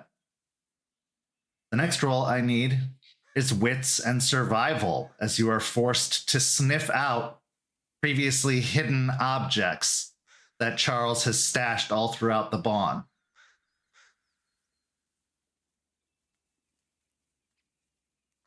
Two successes for Quinn. 3 for Willow. Willow, you're the first to find the objects that were assigned to you, returning them. Quinn, you do find all the objects. It just takes a little longer, but the wolf side of things has never really been your specialty, so... But both of you return with all of the objects. And as you come together again, sweaty, whatever clothes you're wearing clinging to your forms, Charles looks to the both of you.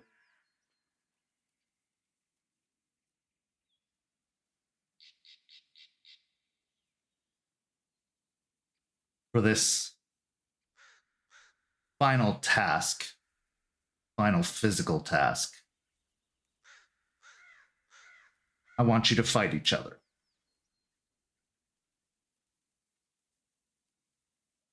All right. He looks to Willow, assessing them. You never know when you might be on the opposite side of someone you called friend. This is what it is to be Guru. These are the threats that we face. But understand this. I would never force you to kill each other or hurt each other beyond the means of training.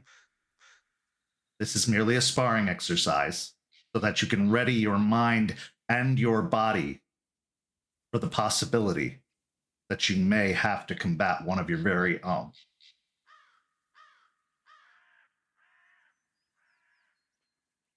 Begin, he says as he steps back.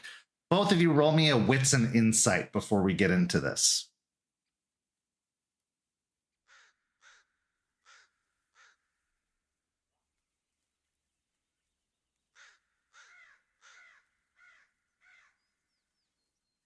Five on a crit for Quinn.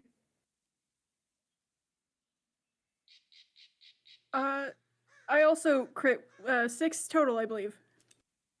Even though you don't know him very well, this is kind of your first time spending a lot of time with Charles. His stoic and stony demeanor has given way to the fact that he is distracted slightly throughout all of this, that he is giving that 1,000-yard stare at times, that he is clearly dealing with something of his own, but is doing his best to power through it to do the task of running these exercises. But as he says begin, he steps back, leaving the two of you in the middle of the clearing of the cairn, prepared to do combat.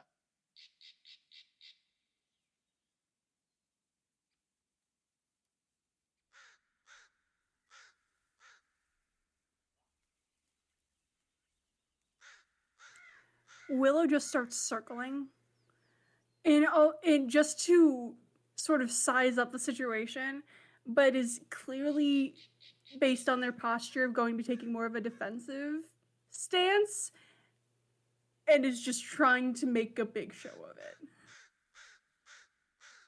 it. Quinn will watch but not move, also kind of tensing and preparing for an attack. So as the two of you circle one another, studying the other, neither of you feels eager to make the first move in this instance. Quinn, as much as you've only known Willow for just over a week at this point, their childlike demeanor has made them so vulnerable to you. So vulnerable that you feel more protective over them than aggressive towards them. And Willow, on the opposite side of things, Quinn is kind of a savior. They have been your guide through this crazy existence of being a guru, and they've taught you a great deal. The idea of having to get physical with them in any other version than play is the farthest thing from your mind and the farthest thing that you're comfortable with. You remember playfully sparring with the other members of your original pack, but this is not that. This isn't, I mean, they're as human gets to you. They are your shepherd. At a certain point, once the circling becomes too much, Charles lets out a grumble and says, someone hit someone already, or else we'll be at this all day.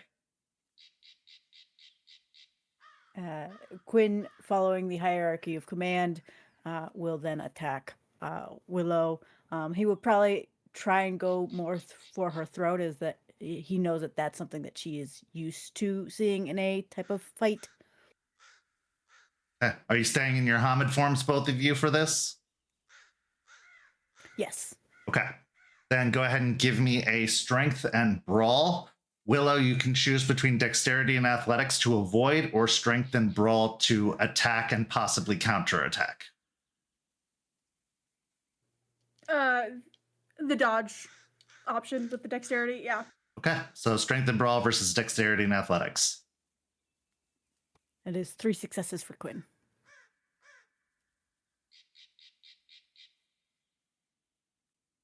Two successes for Willow.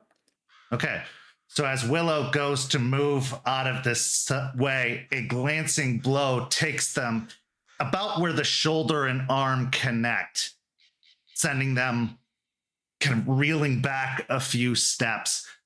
Willow, go ahead and take 1 point of superficial damage for me. And then declare your next intentions.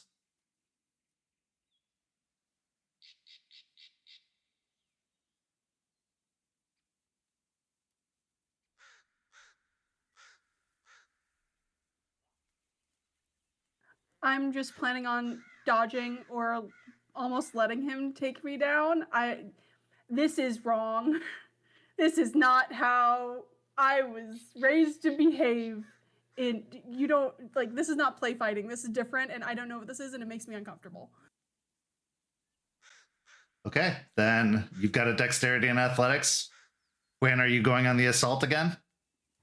Yes, this time I think he'll try and pin her down. Okay, give me that strength and brawl. If you have grappling, you can add the additional die for that. 3 successes for Willow. 2 for Quinn. Okay, this time as you go to reach with both arms out towards Willow, you can see it coming at this point as Quinn reaches out for you, attempting to grab you with both hands, and you are able to slip underneath the grip, backing up and giving yourself space once again.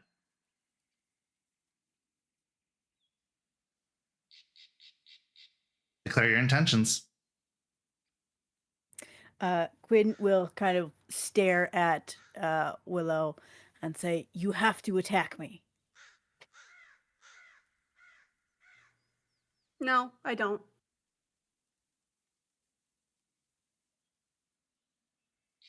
Clearly, Alright. if I have to attack you, then something has gone horribly wrong. And normally what we are supposed to do as Galliard is talk. So I dodge, because you are pack and tribe.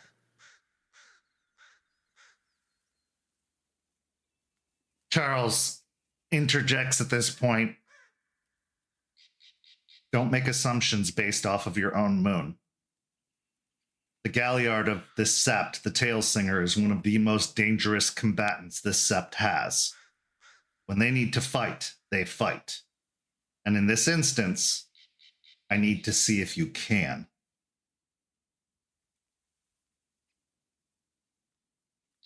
But this is wrong. You do not fight pack or tribe.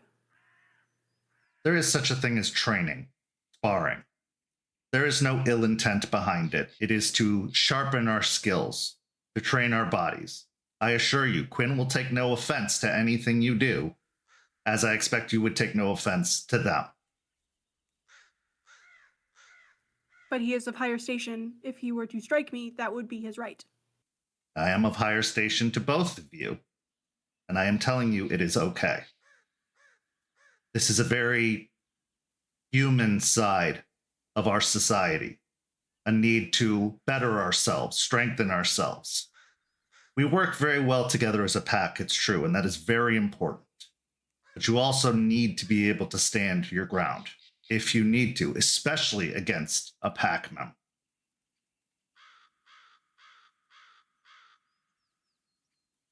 Willow, I'm asking you to trust me. This is all right.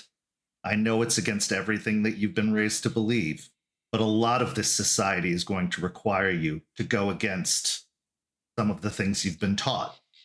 But I would never put you in a position to do something of significant harm to your companion.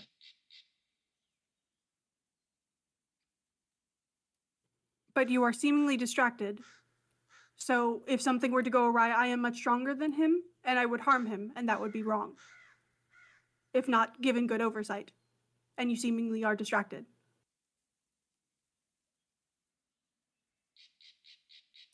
Very well. Quinn, step out. Of course. And I will do as I am requested and step out. Let's just see how distracted I really am.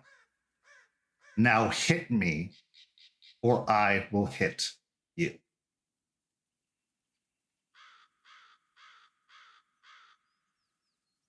Willow is like, oh, I did fuck up. This is where I fucked up. And swallows hard and is just like, okay. And I'm gonna go to Glabro. Okay. As you make the shift, go ahead. Make the rage check. Your form growing stronger, taller, thicker. Bits of hair sprouting out across your physique in a less than glamorous form. I passed the rage check. So that's good. Okay. We're doing this. I the player, am freaked out. Charles makes no moves to change form. He remains in his Hamid form and doesn't seem even the least bit intimidated by your change.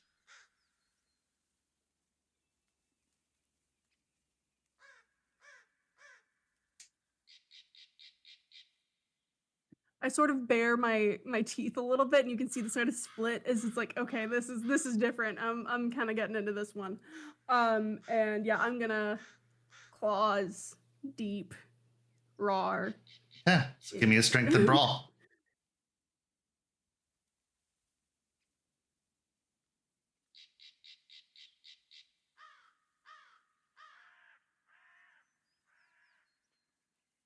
That is 4 successes.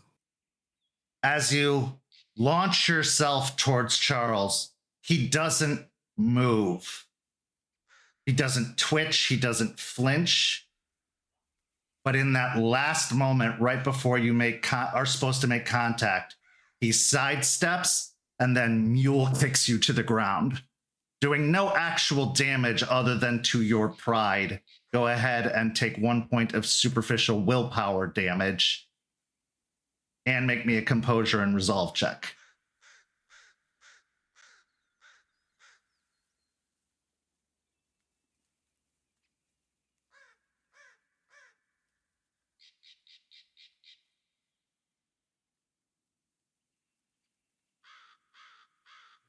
One success. Okay. Your rage goes up to 3.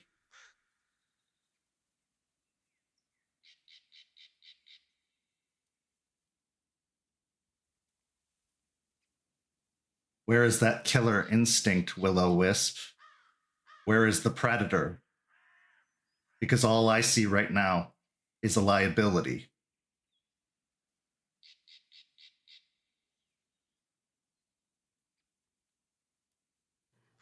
They visibly bite their tongue, almost to draw blood. Like, blood starts, like, pouring out of their mouth a little bit. Does not speak, just moves to make another attack. Like, to sort of see if I can... Is strength and brawl.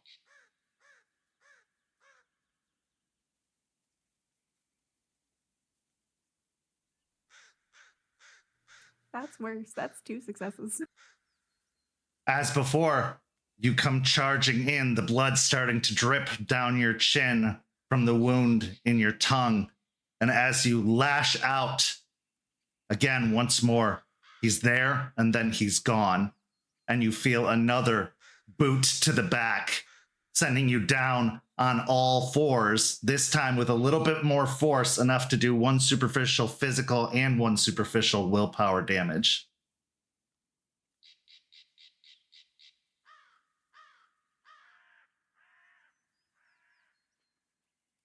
You're not trying hard enough.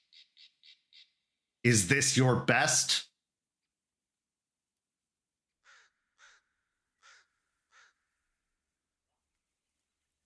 We're gonna go one more time. Shit.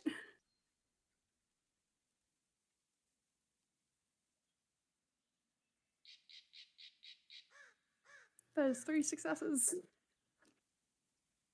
As you come charging in, raking both hands out, attempting to make any kind of contact, you find all of a sudden your airway cut off, as with a single hand, he shoves it into your throat and lifts you up off of the ground, leaving your arms just swiping at the air.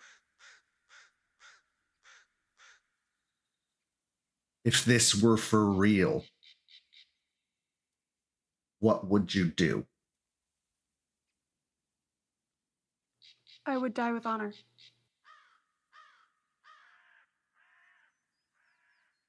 He then lowers you to the ground. Good. What if I was Quinn? I would die with honor.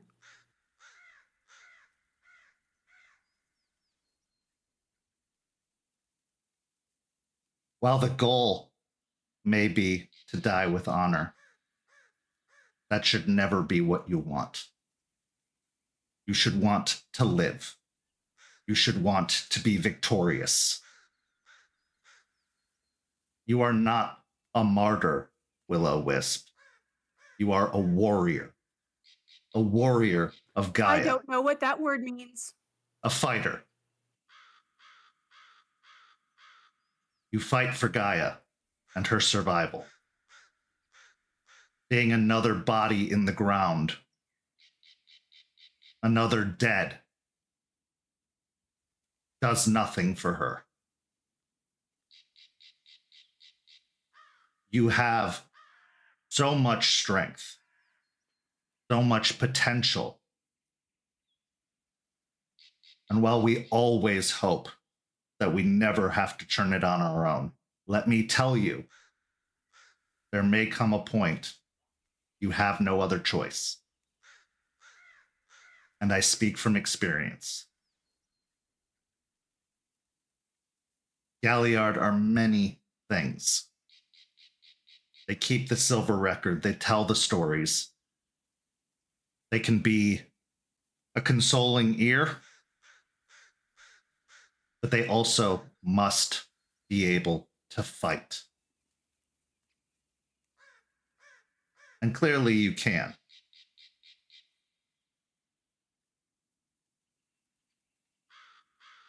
This lesson is over. What I wish to speak of next is what you've been told versus what is true. He sets her down and brushes off her shoulders politely. Do not touch me. As you wish. I will shift back down.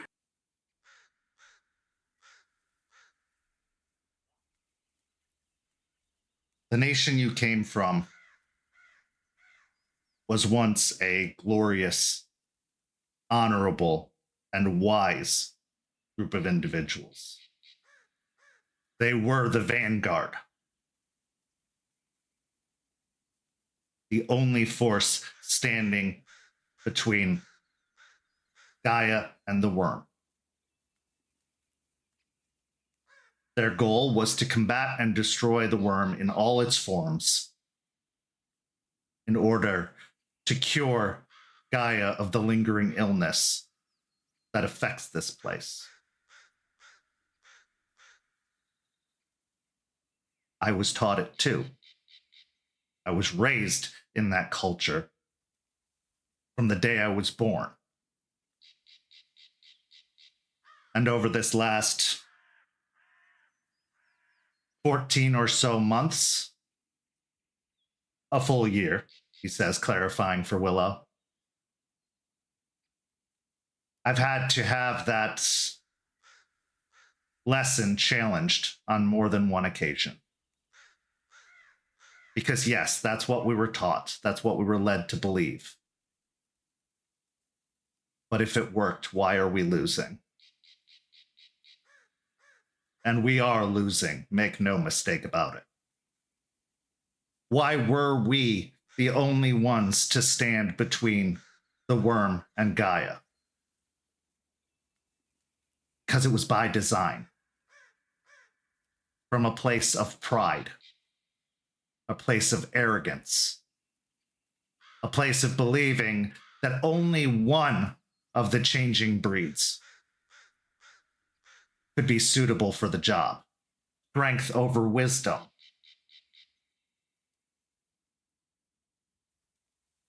That may have been one of the biggest mistakes we ever made, the War of Rage.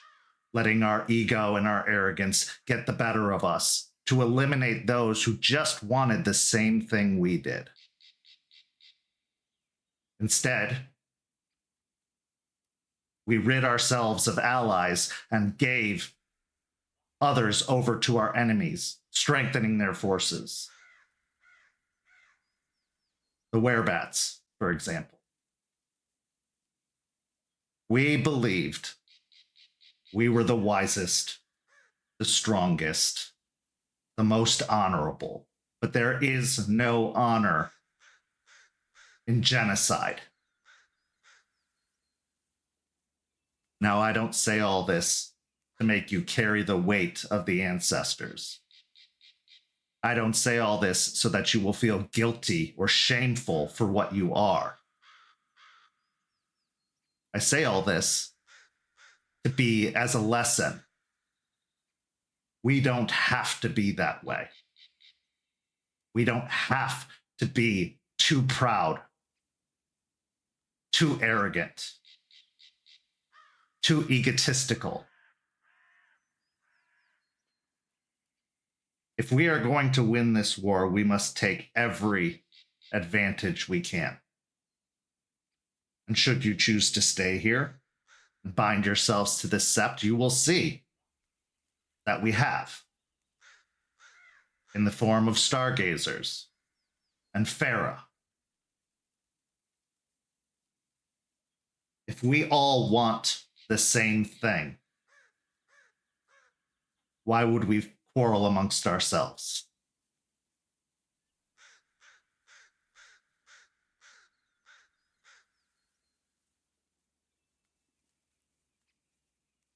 The world is in dire straits, and even more so here in Tampa. There are leeches at our doorstep. And recently we had to fight the earth itself because it had been poisoned. And now there's talk of even worse things. 3 septs destroyed in moments by a unified army of black spiral dancers. What makes our enemies most dangerous? There is no division. There is no quarreling. There is no pride or ego. There is only their goal, and their goal, not the destruction of us, but the destruction of everything.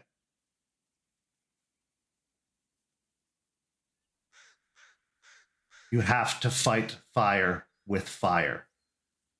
And I know, he says, looking towards Willow, fire is bad. It is a metaphor, a story with a point. You must use the same weapons they use. Unity. The ability to adjust as needed. And an open mind.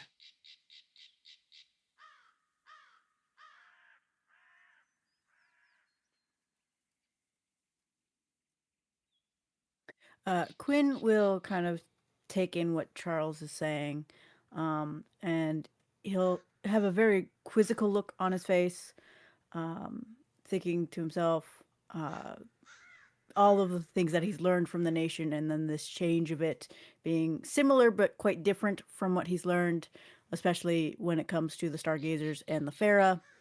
And he'll look to Charles and he'll say, "Do you think that this sept is going to thrive with the new heir?"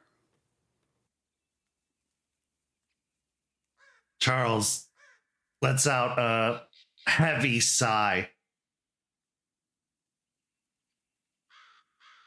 I don't believe this nation will thrive with the new heir. Yes, one must lead. But does it have to be from on high, on a dais with a crown? No. We must lead our packs. We must lead our septs. We must lead ourselves. In a pack, democracy is all well and good. But someone has to make the call. Someone has to make the decision, and someone has to live with the consequences of that decision.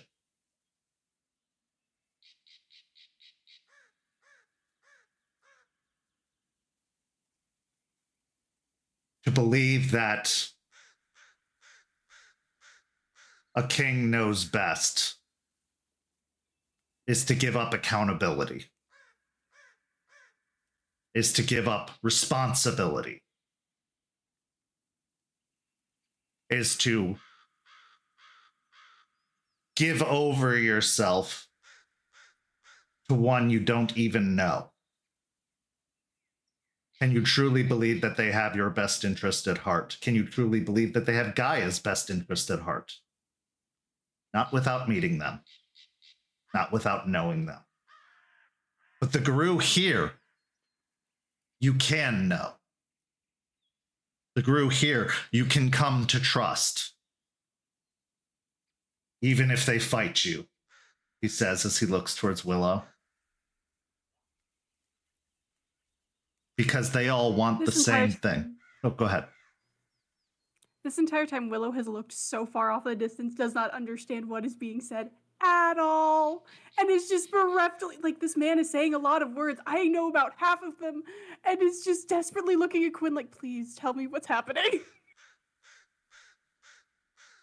Later. We'll talk later. There was a time when the nation was the best chance we had. And in a way, the idea of a nation still has validity, still is worthwhile. But just as the world has changed, so too must we and our way of thinking. We have lived by laws that at the time were suitable for that time. And just like the humans, we must amend. We must alter. We must change. We must grow accustomed to what this new world brings to us. Because just as it brings new threats, it also brings new bounties in the form of technological resources that have allowed us to be more in touch with one another than our howls ever could. But it has also armed our enemies with weapons and knowledge. To believe that we can live by an outdated philosophy is to believe we are infallible. We are very much not infallible. And our enemies have shown us this with their actions.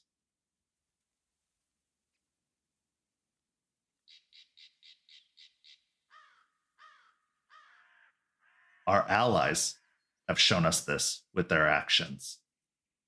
As a once proud and unified nation has shattered, splintered, gone to pieces because of infighting and personal motivations, because of the risks of Hirano and Hoglosk taking hold.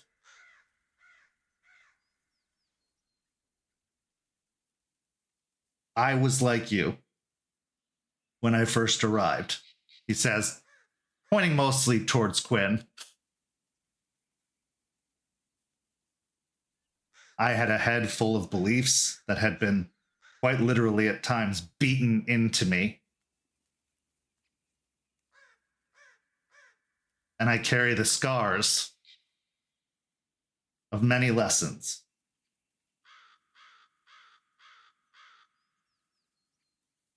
And I was very skeptical. But if I could change, if I could learn a new way, as the once heir to Jonas Albrecht, so can you.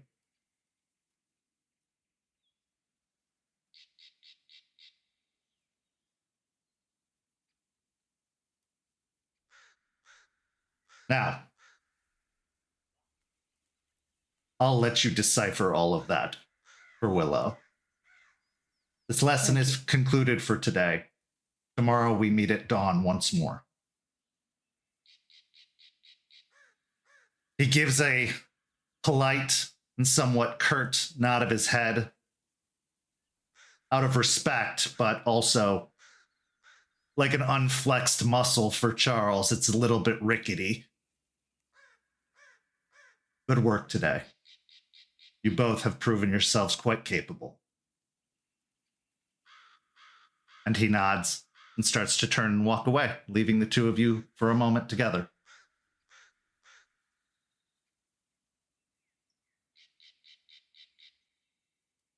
He talks a lot. He does. I do not understand. What did any of that mean? He is essentially saying that we will learn this new way and it will be better for us over time.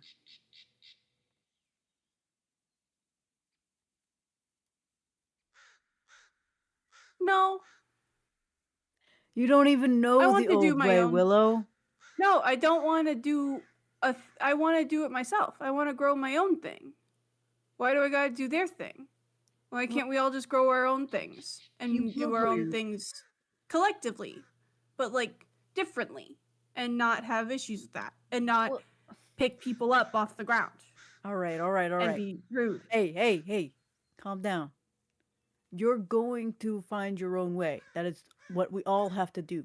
But there are some rules that we still need to follow. And we'll follow them to the best of our ability. But that doesn't mean that everything needs to be what everyone thinks. We're going to make our own decisions, but there are some things that we need to keep in line. That's all. Okay. Why are the old people here mean? That's the second old person I've met in the past couple of days that's been mean. I don't understand. Let me tell you a little secret, Willow. As we get older, our rage bubbles up and up and up and up to the point where we burst from our rage. Is that a human thing? No, that's a Garu thing. Oh, it's a Garu specific thing. I don't think I'm gonna. I hope I don't become like that. That seems not nice, and I want to be nice. Then try to be nice. Yeah. Okay. Also, if you see a big glowing wolf lady, she's scary and makes my head hurt. Okay, big scary wolf lady. Glowing. Interesting. It's important that it's glowing. Yeah. It's glowing. Okay. God damn this fucking Caern. It's weird here. This is a weird place. I kind of like it. I like the pack. Pack is good. I don't like Everyone it else is. You don't like it here? here. I'm getting real itchy about this, but I think it's a good place for you. If it's not good for both of us, then it's not good at all. So what is wrong? How do we fix that? I'm just dealing with my own issues. I will get over it. I cannot help. Just be there, be around. If I need to, cry or anything, just be there. I have not known you to cry, but okay. It's a sight. Okay.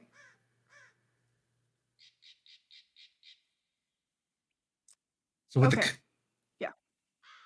with the conclusion of training, you both go to the water that's provided or the river, if that's more suitable to a certain palate, to cool yourselves off, to find a spot of shade to rest and relax in, to think about all that's been said or try and decipher all that's been said as best as you can, and to consider, can this place be home? Can this be a place that you feel truly safe, truly comfortable? Or is it just an illusion? With that, we transition to our final scene of the evening, where the Hellhounds have to decide what comes next.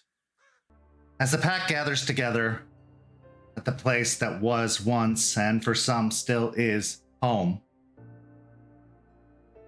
the original Hellhounds have to decide where they go from here. Some have personal quests and tasks taking them back north. Others have debts to be paid and shame to work off. And then there's the new arrivals who aren't quite settling in just yet. They're trying as much as they want to, but they still are new and come with old ideologies or no ideologies whatsoever. It's time to lay a course, whether it's together or apart. The scene is yours.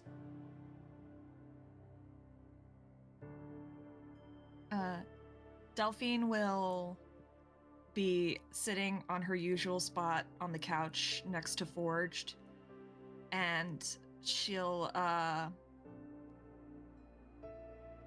take a little bit of a deep breath before looking around the room. So, how's Quinn settling in here?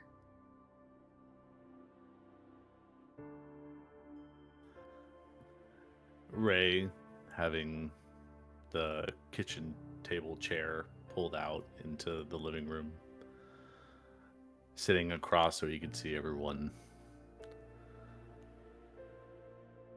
looks at Delphine. Quinn settling in okay. Moved all of his stuff into the room. He's asking some questions, trying to gauge, kind of how it is down here. But seems like he's settling in okay.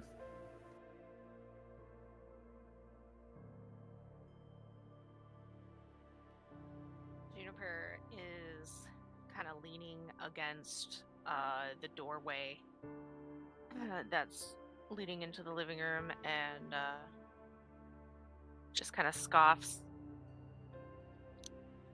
Yeah, he seems to be doing pretty okay. Sleeps pretty soundly too, which is nice. Not a lot of snoring.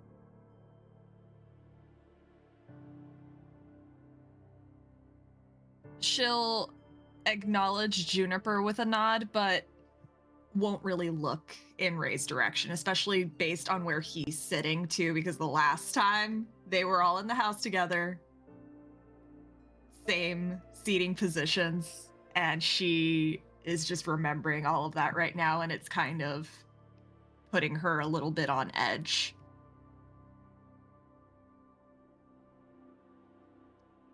Willow is been settling okay in the cairn. She seems to have had some violent, I think, experiences with her change. And she's not in the headspace to process even how to speak about it. So we're gonna let her just figure out when she feels comfortable talking about it. But in the meantime, we can probably see if what Quinn knows about her, and it, like, since he's the one that found her, we can try to figure out a little bit more about what her deal is. Just from what we know about him, he's Old Nation, so he's got a lot of programming that he's going to be fighting against for a little while.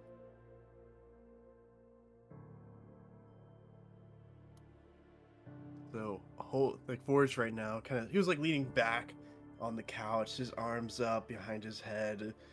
As he begins to talk, he finally sits forward, putting his arms back down. He'll say, "So far, a whole lot of talk about new people, not anything about any of the shit that we just gone through, the stuff that we gotta do." Well, then we can talk about the new stuff we gotta deal with, the stuff we've got to deal with, Forged. Oh no, I mean, if you really care about them that much, I mean, you can keep talking about them. Not like, some of us just lost someone close to us. Some of us, a good friend of ours just decided they hated us forever now, or, missing a kid or something. Go ahead, you can keep talking about them.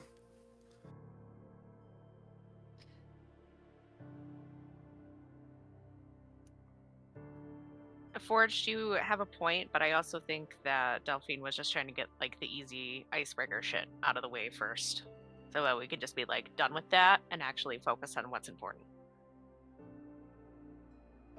You know what I'm saying? Yeah, so let's focus on the important stuff, right, Delphine? She's gonna just turn a little bit on the couch and just give him a look like, what the fuck is wrong with you? Like, just staring at him, and she'll just legitimately just straight out ask him, why are you talking to me like that? Like what? Why are you giving me an attitude out of nowhere? Are you okay? Did something happen? I mean, I was learning some pretty fucked up shit about stuff going on with me, but no, nothing changed, nothing different. Really? Because you're not acting like yourself. You're acting like you did when we first got here. Oh, I know what you wanted to say. No, you can say it. Come on. Say the word that you wanted to say, 'cause I know you stopped yourself from saying it. I know. I saw it on your face there. I'm not gonna dead name you.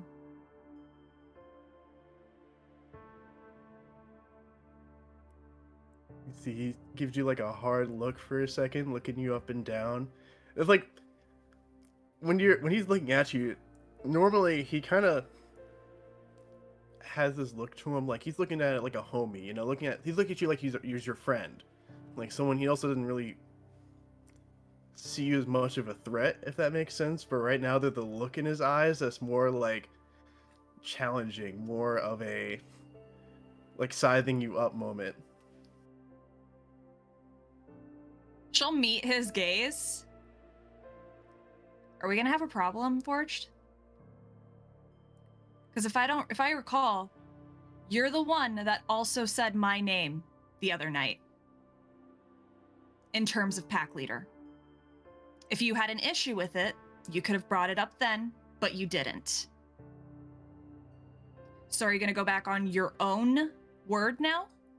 Because if you have an issue, we can get it out of the way right now. But you're the one that's gonna have to say it.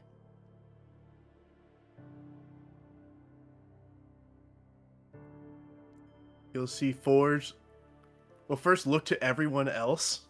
Kind of like look to everyone else, see their reactions. Kind of look back to Delphine, and he has the look, that terrible man gaze of, "Are you listening to her? Like, get a load of this chick." Kind of seeing what everyone else's like reactions are. Forged. I don't know what happened since we all talked, but remember, like, you guys are best friends, and you know, like, we're here to help. So maybe let's redirect that anger at the problem and not our friends. What happened? Because you were angrier than you were before.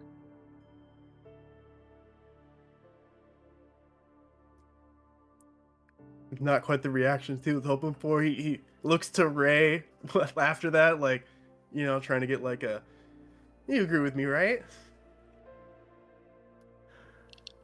Ray's just taking in the whole situation. Having been on the other side of the situation with Forged, I know how this goes, and currently, Ray doesn't really look all too concerned or caring about what's going on. Like, this has to happen. This is going to happen. Delphine needs to deal with it. And I'm just kind of sitting back in the chair, arms crossed, just watching. After seeing the reactions from the others and heeding Juniper's words, he'll lean back and on the couch. "Look, we're just pissed off talking about a bunch of bullshit with these newcomers, like they're gonna stick around. You know, they're clearly they're gonna leave or fucking probably die quick or something. They seem, I mean, at least they're nice to look at, but they're so fucking obnoxious and annoying. They're just, I don't like them. And I mean, we get stuck with them. Not any sort of, you know, like, hey, do you guys want to take them on or something? I mean, I don't know. They could have just maybe pack up 2 or something. I don't know, or find some more people for them." I don't know. You can we could have the guy that's constantly smiling with the vein throbbing in his forehead that's been wandering around. I mean, can Caruso for mannerisms? I mean, I feel like he probably gonna kick the bucket from that soon enough anyways. So I don't know if that'll really stick. Forged. We were tasked with taking them on. We're going to take them on. We're going to do our job. And we're also going to deal with our shit too. Juniper's not wrong. They're the easier thing to talk about and get out of the way quickly, because the other shit we've got going on is a lengthier conversation.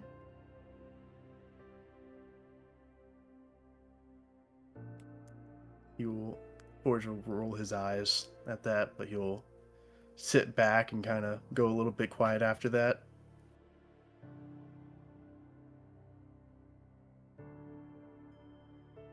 She'll just stare at him for a few moments longer before just relaxing in the chair and then looking back to Juniper and just exhaling the breath that she was holding in.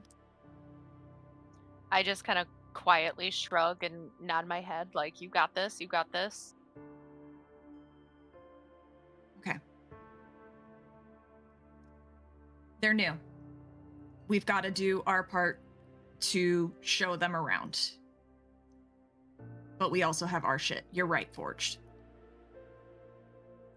So, let's talk about it. We've got 2 things on the table that are prudent to deal with. 2 time-sensitive things that we all agreed. on dealing with. She'll gesture in Ray's direction, still not looking at him.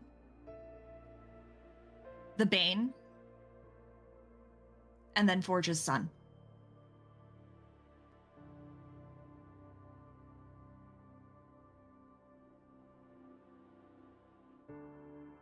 Forge's son, I feel, is the most urgent situation because things have escalated, I feel. Yeah, and I apparently just found out through a phone call with, my sister that I don't know who the fuck did it, but someone, either one of those Black Spiral fuckers or the Pentex people, fucked with their memories, and now they don't remember my brother or my own kid. So we need to get up there quick and deal with whatever the fuck's going on there through messing with my family. Jesus fucking Christ. As if it couldn't get any fucking worse. That's fucking awful. I'm so sorry, Forge.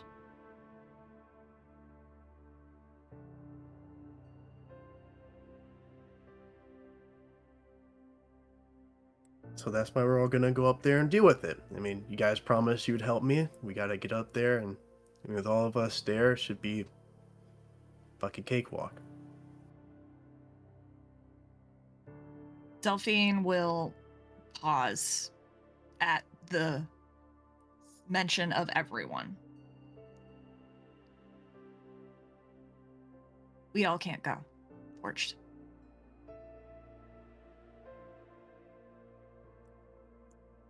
There's a Forge just stops moving completely, further into the statue first. He was kind of relax, a little bit tense, but just more still fluid. But right now it's just completely still as he just slowly actually turns to look at Delphine again.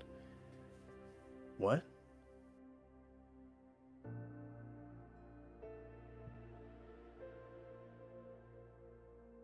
Raymond has been shamed, and he has to start dealing with that. He has to stay here with Eliza and begin paying back Chiminage. Why? Why does he have to do that now? Because we both agreed he should be shamed.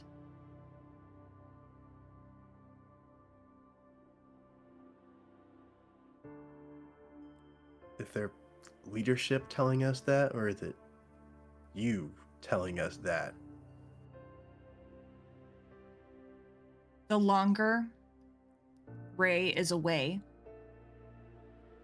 from training with Eliza, the longer it's going to take for him to get rid of his shame.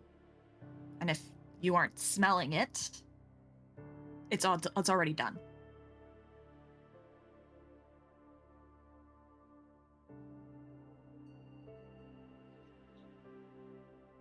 Okay. All right. Raymond's out of the equation then. And I'll look over at Ray and kind of mutter sorry. And look back. That leaves us. This is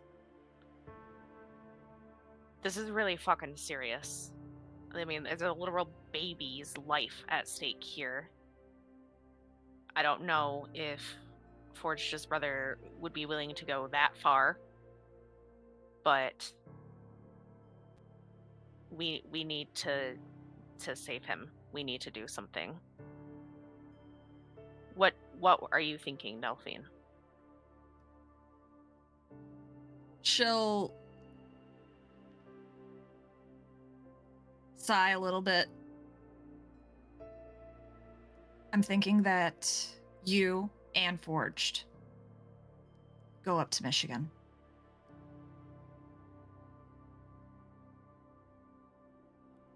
Jess, me, and Juniper? I thought we had a whole talk about helping one another. I thought we had promises about helping with this, and You gonna stay behind? I'm the pack leader now, and I have to stay here, and I have to help the new ones. There it is. There it is. Pack leader. You don't have to do this shit anymore. You get to be the nice leader who get to sit back, not have to help out, go on this dangerous mission to help out someone you said you would help. Because you have to help the new ones. The new ones that come in and walk around like they own the place and just get a nice cushy entrance compared to what we got. Let's be nice, huh? They're with Charles right now training. I'm That's sure why they we're will. having this meeting. Remember our first training session with Charles? Do you think it's going to be easy? He ran us through a fucking gauntlet.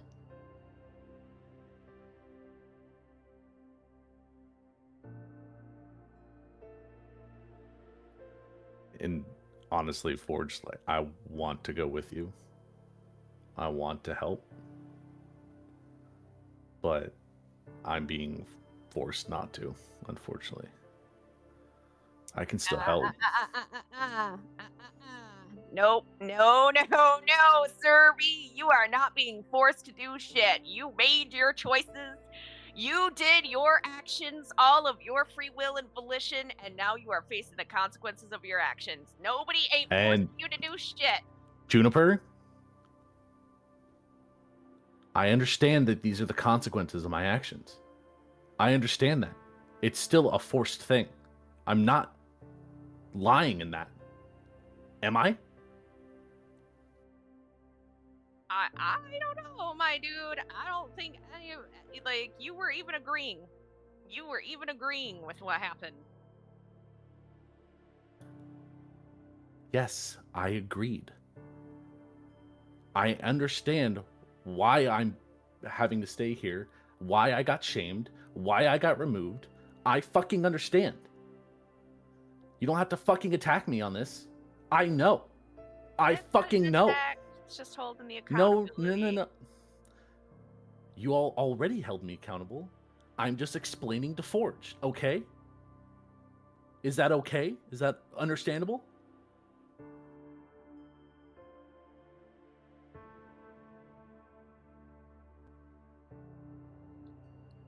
All I was trying to say is that, you know, there was a lot of conscious, willing actions that brought you here, and forced was probably the wrong word to use. I know what I did. I know what I have to do now to make up for it. I am paying that price. And because of that, I am being forced to stay. I am having to be taught by Eliza. I am having to go through the shame. I took this unwillingly, but it is forced upon me. I'm not lying in that, and I'm not disagreeing with you that I understand the consequences, okay?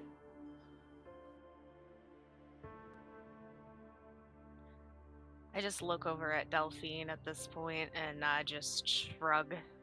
Because I know that there's no point in having this argument anymore. Delphine was just listening to both of them go back and forth, and she'll once they quiet down, she will force herself to look at Ray, and then will look at Juniper. Enough.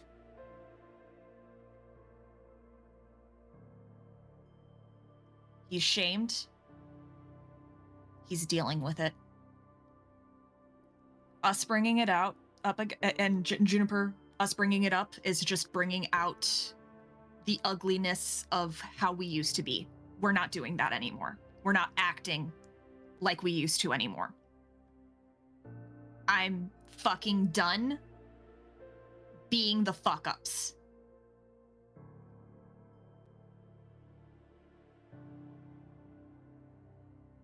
I'm fucking done with it. I'm done feeling like we're the ones that are constantly the problem. I'm done feeling like anytime we're not in the sept, they're talking about us and all of our shit.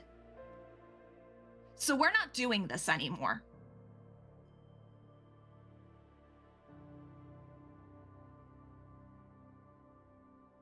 Can we all agree on that? That we don't want to be fucking looked at as the fuck-ups anymore?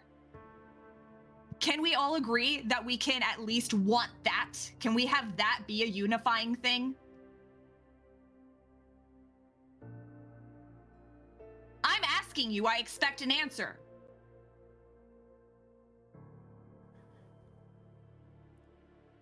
Look, man, I'd rather not be seen as the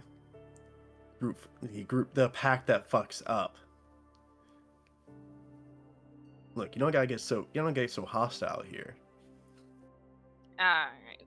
I don't think that we are looked at as the group that fucks up anymore, Delphine. I know that we just had everything happen with Ray, but I genuinely don't think that the Sept as a whole views us as the pack that just fucks up anymore. And as heated as we all are right now, we're still a pack.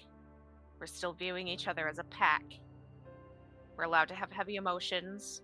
We're all not flying off the fucking handle right now and genuinely hating each other. We're having Juniper, a discourse. you were raising your voice. You were acting like we did when we first got here. So we're not allowed to, like, have emotion in our voice at all now? Or... I was just trying to explain that, like, we can have, like, emotional discourse and stuff like that, but, like, how we're treating it now is a hell of a lot different than before. We're allowed, like, we're having disagreements, we're getting angry at each other, but we're bringing each other back in check immediately, and we're listening to each other right now. You know what I'm saying? We have improved. There's still growth happening. We're not the pack that just fucks up and tries to fuck each other over.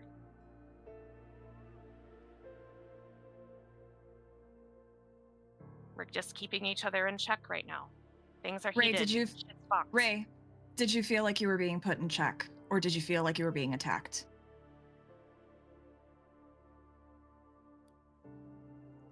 I mean, I said what I said. Definitely felt a little bit more than just putting in check. Oh, God forbid I put any positivity on anything. All right. That was feedback. Yeah, and I gave my feedback.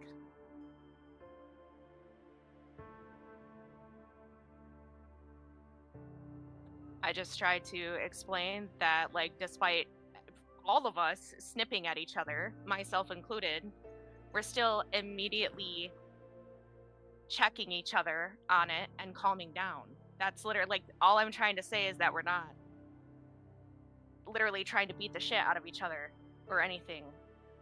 We're having a tense conversation, voices are getting raised, we're still just being like, hey, too much, knock it off, and we're actually listening to each other. Do you see what I'm saying? She takes a deep breath and slowly exhales it. In through her nose, out through her mouth.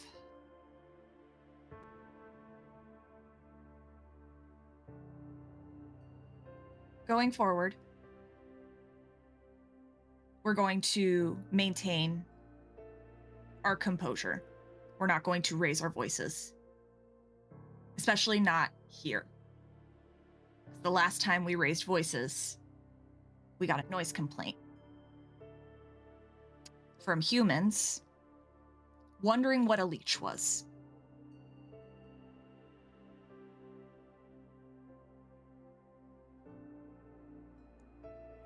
We can have our thoughts, we can have our feelings, but we're going to keep a level head and a cool head, at least here. If we're feeling like it's going to get heated, then we'll take it to the cairn. We'll take it somewhere where, if needed, a punch can get thrown without having to worry about the veil being broken. Does that sound agreeable?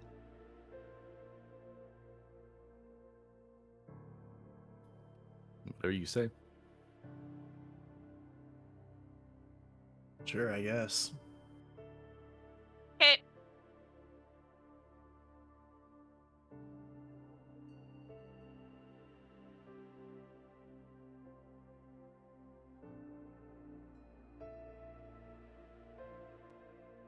Ray.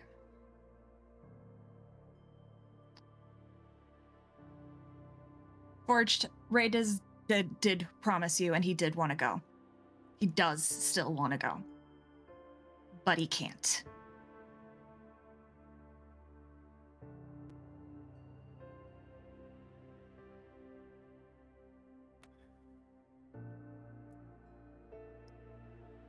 You think that I'm not I'm not pissed off at Ray for not being able to go.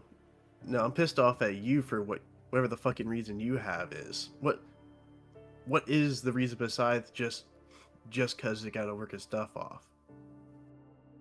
The reason I have is I'm the pack leader, and I have to make sure that the new people that are in our sept acclimate. We have a 6-month-old lupusborn who doesn't know how to act human. We have a 4-year-old Geru from way up north in Vermont. I don't know how much you've learned about Vermont, but that's basically where the heart of the Geru Nation is.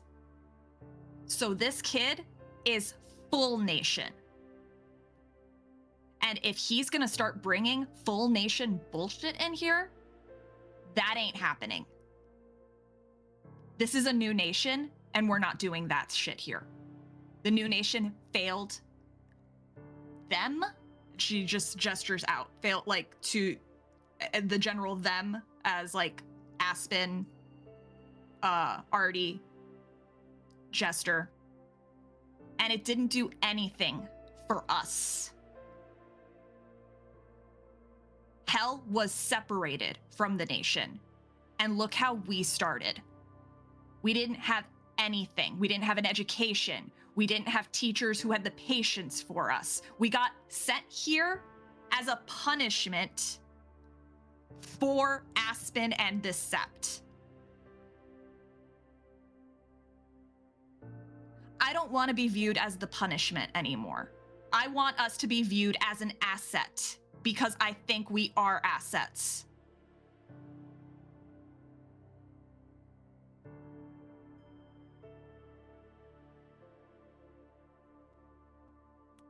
I just figured you'd put us over them, over the rest of the sept, over the 2 new additions. You put your own pack, your original starting out pack, the ones that knew you from hell first. But I see you got other priorities. Forge, you guys are my priority. That's why I want to make sure that you have this for good.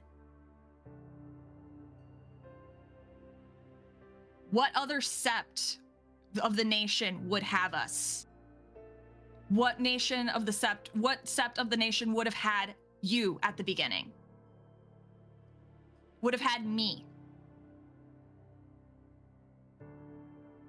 Would have had Ray with the Fomori thing? Would have had Juniper with the Wraith thing?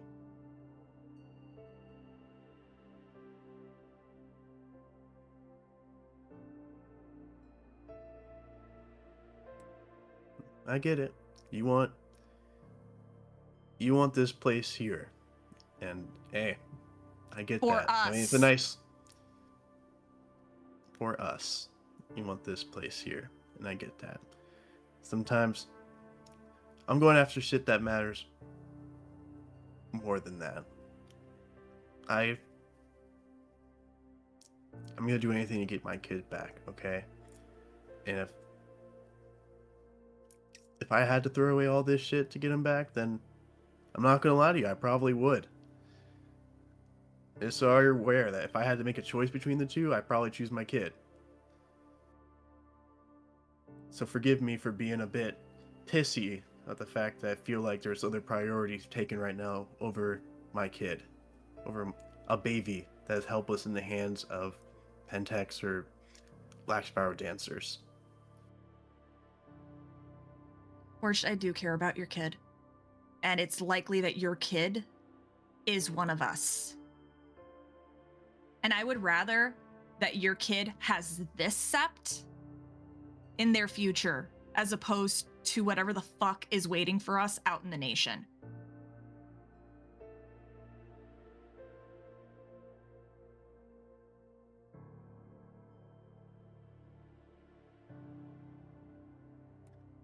And plans, me and Juniper get to take, maybe you can get to take the car, or we're gonna have to leave that behind too. Ray's got his truck. You can have the van.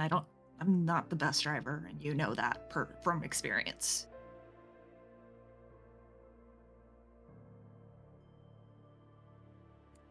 You get the gear up, go on a little road trip up north, figure out what the hell we need to figure out there, then maybe come back, I guess, if we survive. Because, you know, it's just 2 of us going into where 3 septs died, or 2, however many, I forget. 3. I had it right the first time, but yeah, that's the plan. She'll look at Juniper. Is that a plan you are good with?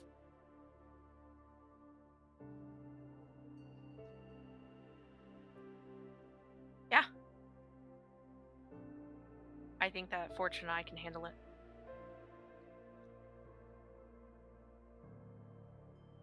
I also think you guys can handle it.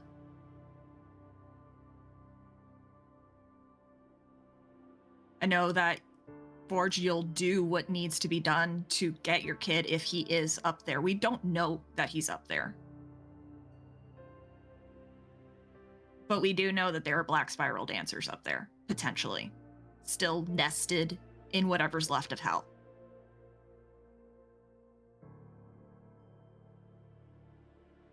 Ember hadn't led me astray yet, considering that my family just got their memories fucking wiped. I'm sure it'll be a good place to start. But I also know that you're emotionally tied to this. So I trust that Juniper would keep you from doing something that would risk your life. She'll look at Juniper at that point. I will look Delphine like dead in the eyes, like make that eye contact, and I will just give a very like curt nod. Like I understand the assignment.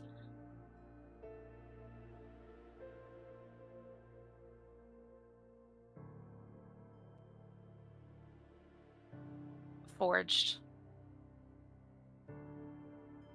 We are going to do everything that we can to get your son back. And I mean everything. And I'm going to look at Forged, and my face is going to get a dark look on it as I make that promise.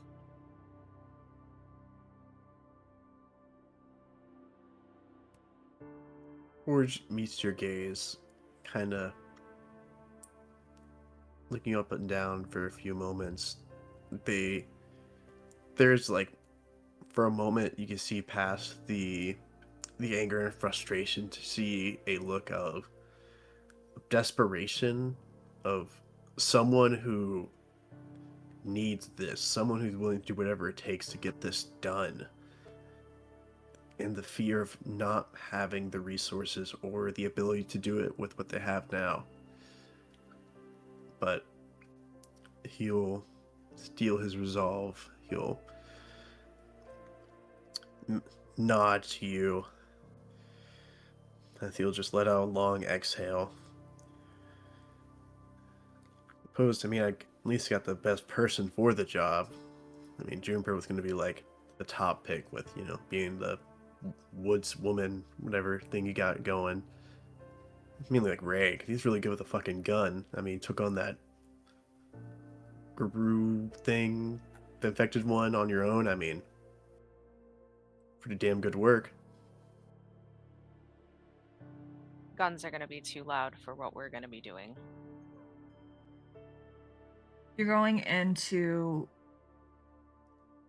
behind enemy lines. Let's be real. I have to assume that there are still spiral dancers there. And she'll grit her teeth a little bit. Ray, as someone who's familiar with war, what advice would you give them going up there?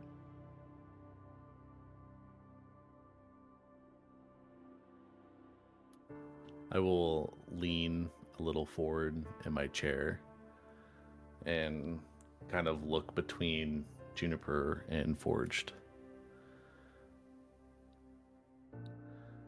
You're going in with no information, no intel really at all about what you're walking into. So you need to go slow, obviously. Slow and deliberate. When you make a choice, you can't really second guess it. You have to go follow through with it. Don't go too guns blazing.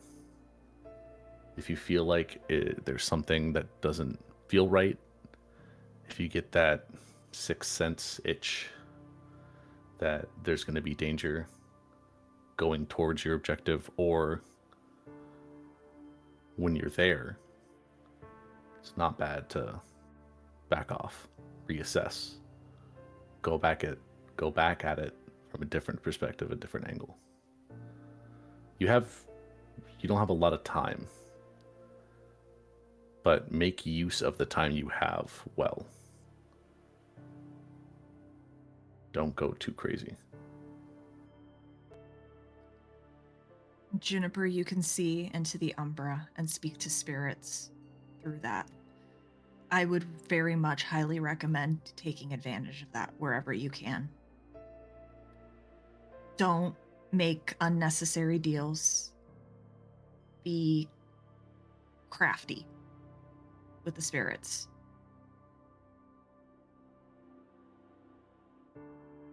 And be careful, because we don't know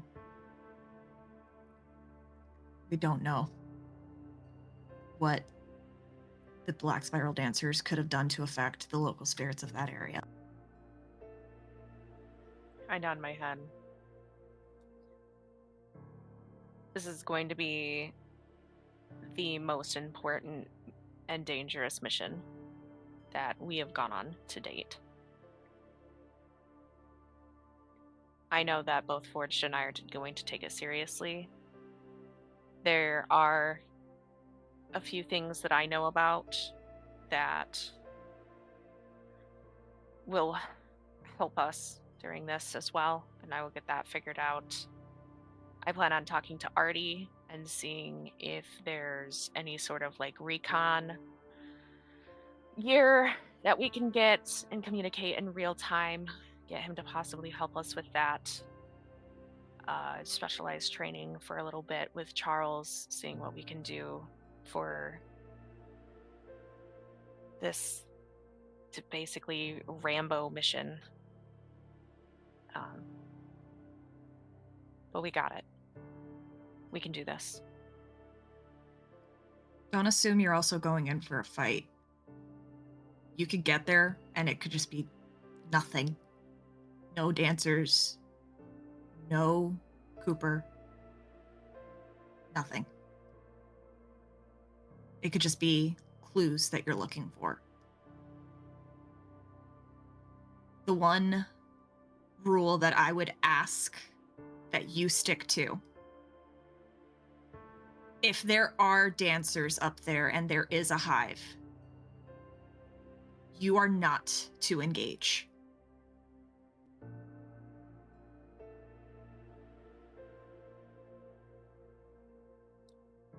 Defensive tactics only? Evasion. You are to retreat. They killed 3 Seps. If they are still up there, no engaging with them. I am done losing people.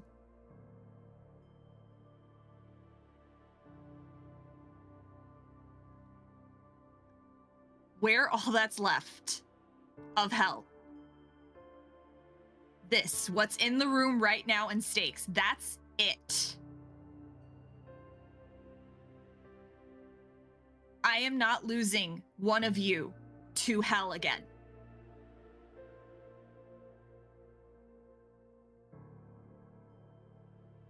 You will come home if there is a hive. And I want to hear you both say it.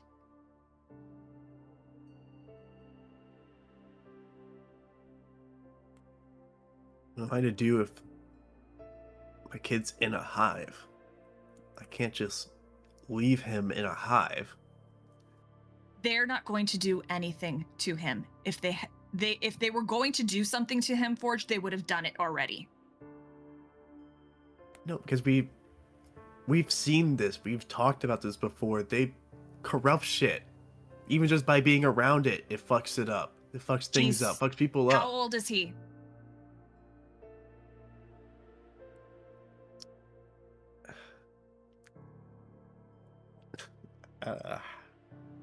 Forge kind of contemplates that for a little bit, kind of taking it in. Unfortunately, out of character. Hey, Kent, how old is my kid again? Sorry, I don't think you actually. I never put the date. At this point, probably about a year. Maybe. Well, actually, yeah, 2 years. Because you. Yeah. Just double making sure. Okay. He's 2 years old. I mean, isn't that like a super influential time of their life to, mess with their brain and shit? What if they like showing them Pentex like brainwashing stuff? He's young enough that if they are trying to influence him with whatever the fuck they are doing, we can deal with it later. But you are not to engage, Forged. You are to retreat, come home, and we work it out from there. We're going to be smart. Because it is your kid, we're going to do this logically. We're going to have plans. We're going to have backup.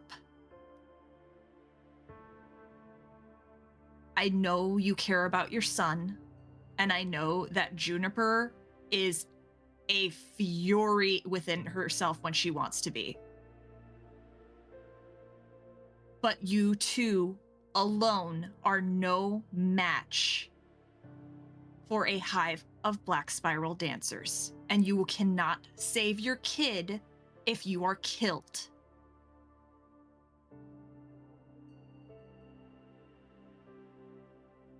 We're gonna do this smart. We're gonna stay alive. We're gonna do everything we can to save Cooper. And most importantly, we're gonna stay alive. And what are you both? And I'm looking for an answer here. What are you both to do if there is a den of Black Spiral dancers? Evasive maneuvers. Forge struggles as he closes his eyes for a second, take a deep breath, and it seems like he's about to say it before he pauses and instead says, "What gives you the right to decide what to risk my life for? What I can die for, what I can't die for? What gives you that right?" You being your pack leader gives me that right.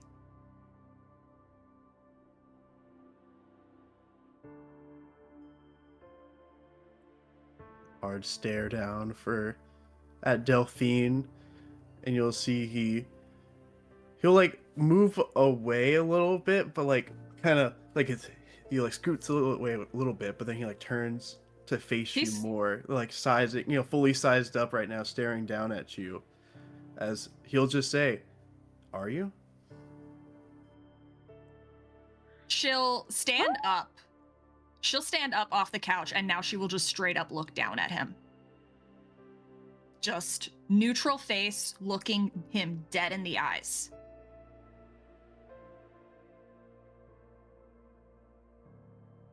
If you have a problem, you're the one that has to say it.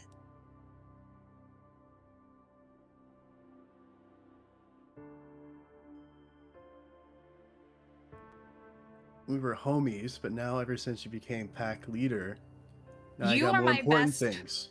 You are my best friend. That has not changed. I don't want you fucking getting yourself killed because you are my friend. I love you like a brother, and I don't want you fucking throwing your life away and leaving and deciding your son's fate. Because that is what will happen if you die.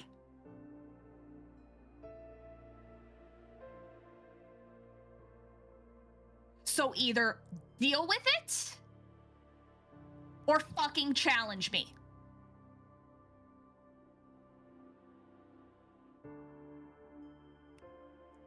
You'll see he'll actually, at this point, slowly he puts his arm back on the back of the couch and pushes himself off the couch to stand full height, looking down at Delphine for a few moments, kind of observing her, getting a vibe, see if there's any like tell of fear, of anxiety from Delphine. In this moment, Delphine's expression, I will tell you exactly what she's feeling. There is fear. Fear for Forged getting hurt. It's a caring fear. She loves and respects Forge so much that she is scared that he will do something stupid. But there is also there's determination behind that fear. She does want what's best for Forge. She does want what's best for his son. But she knows that if he gets himself killed, that's it.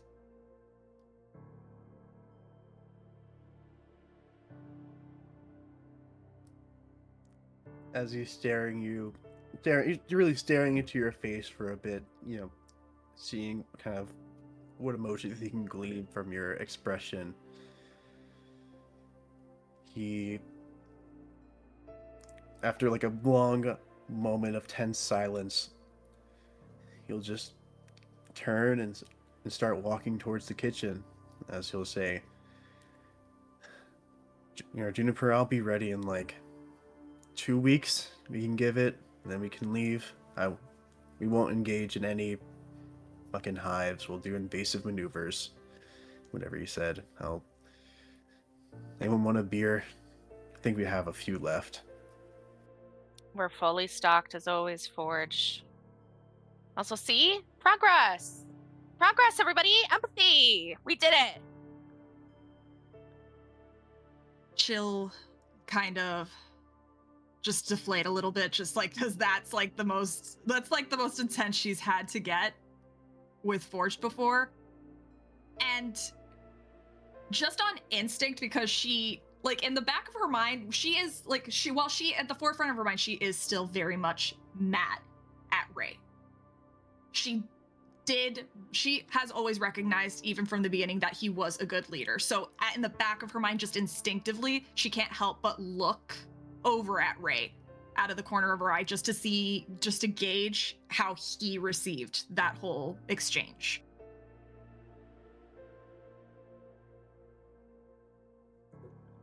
Watching the whole exchange and seeing Forged sizing up Delphine, as is tradition, it seems.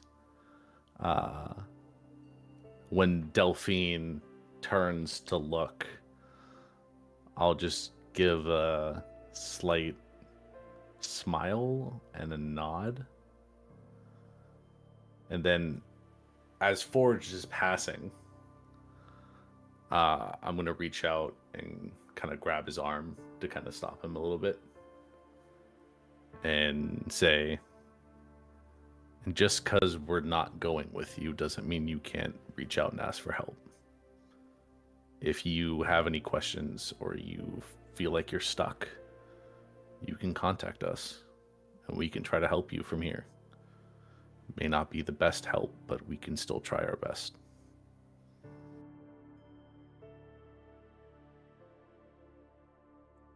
Contemplates that for a second.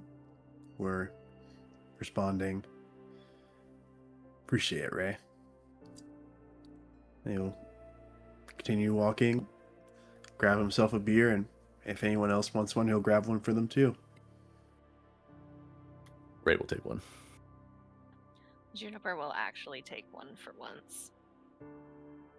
Delphine will not, but it's because she will say, no, I don't want to risk anything. Do you want some chamomile tea? Have water? I was gonna It's a tease. say, like, coming back, Forge would also have a water, because I think you already know at this point that you don't drink beer.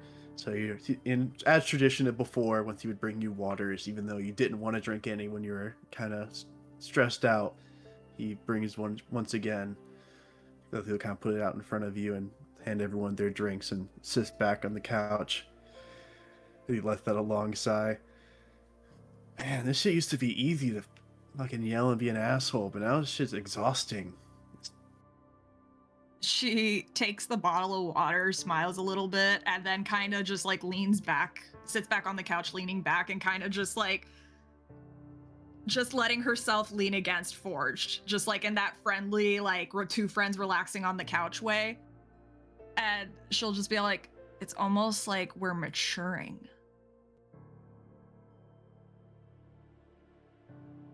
Yeah. And actually figuring out what empathy is. I'll just open my beer, start drinking it. A course has been laid. The paths of the Hellhounds are going separate ways. Now, in any normal pack, that wouldn't be so big of a deal, because there's a bond that's tighter than that, stronger than that. Sometimes others have to journey to find themselves or have to accomplish some sort of great deed. The Hellhounds have never been a normal pack. Will this bind them, or will this break them? That's not going to be learned tonight, as our story comes to a close, but not without one last. Our final scene takes us to the kitchen of a home in Michigan. We hear the words, "Yeah, sure, okay, whatever you say," said in the voice of Forge's sister. But the hand that hangs up the phone isn't Forge's sister. As a young man in his mid-teens to late teens, with dark, shaggy hair, holds a baby on his hip, Jacob looks to his nephew and says, "Your daddy's coming home, but we're going to have a surprise waiting for him, aren't we?" "Oh, yes. Quite the surprise."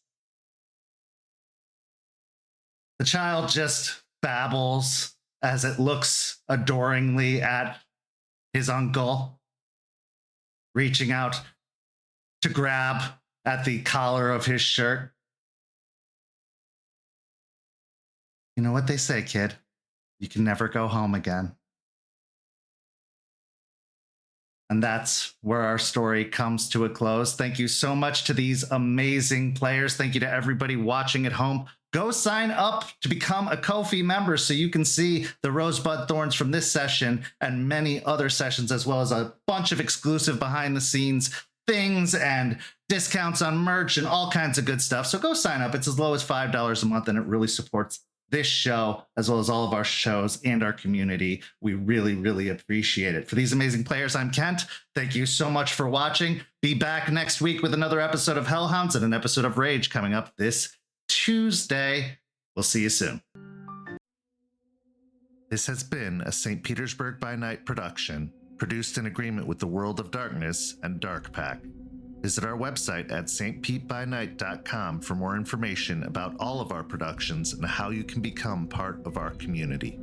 Thank you for listening, and until next time, bangs, stakes, and claws out.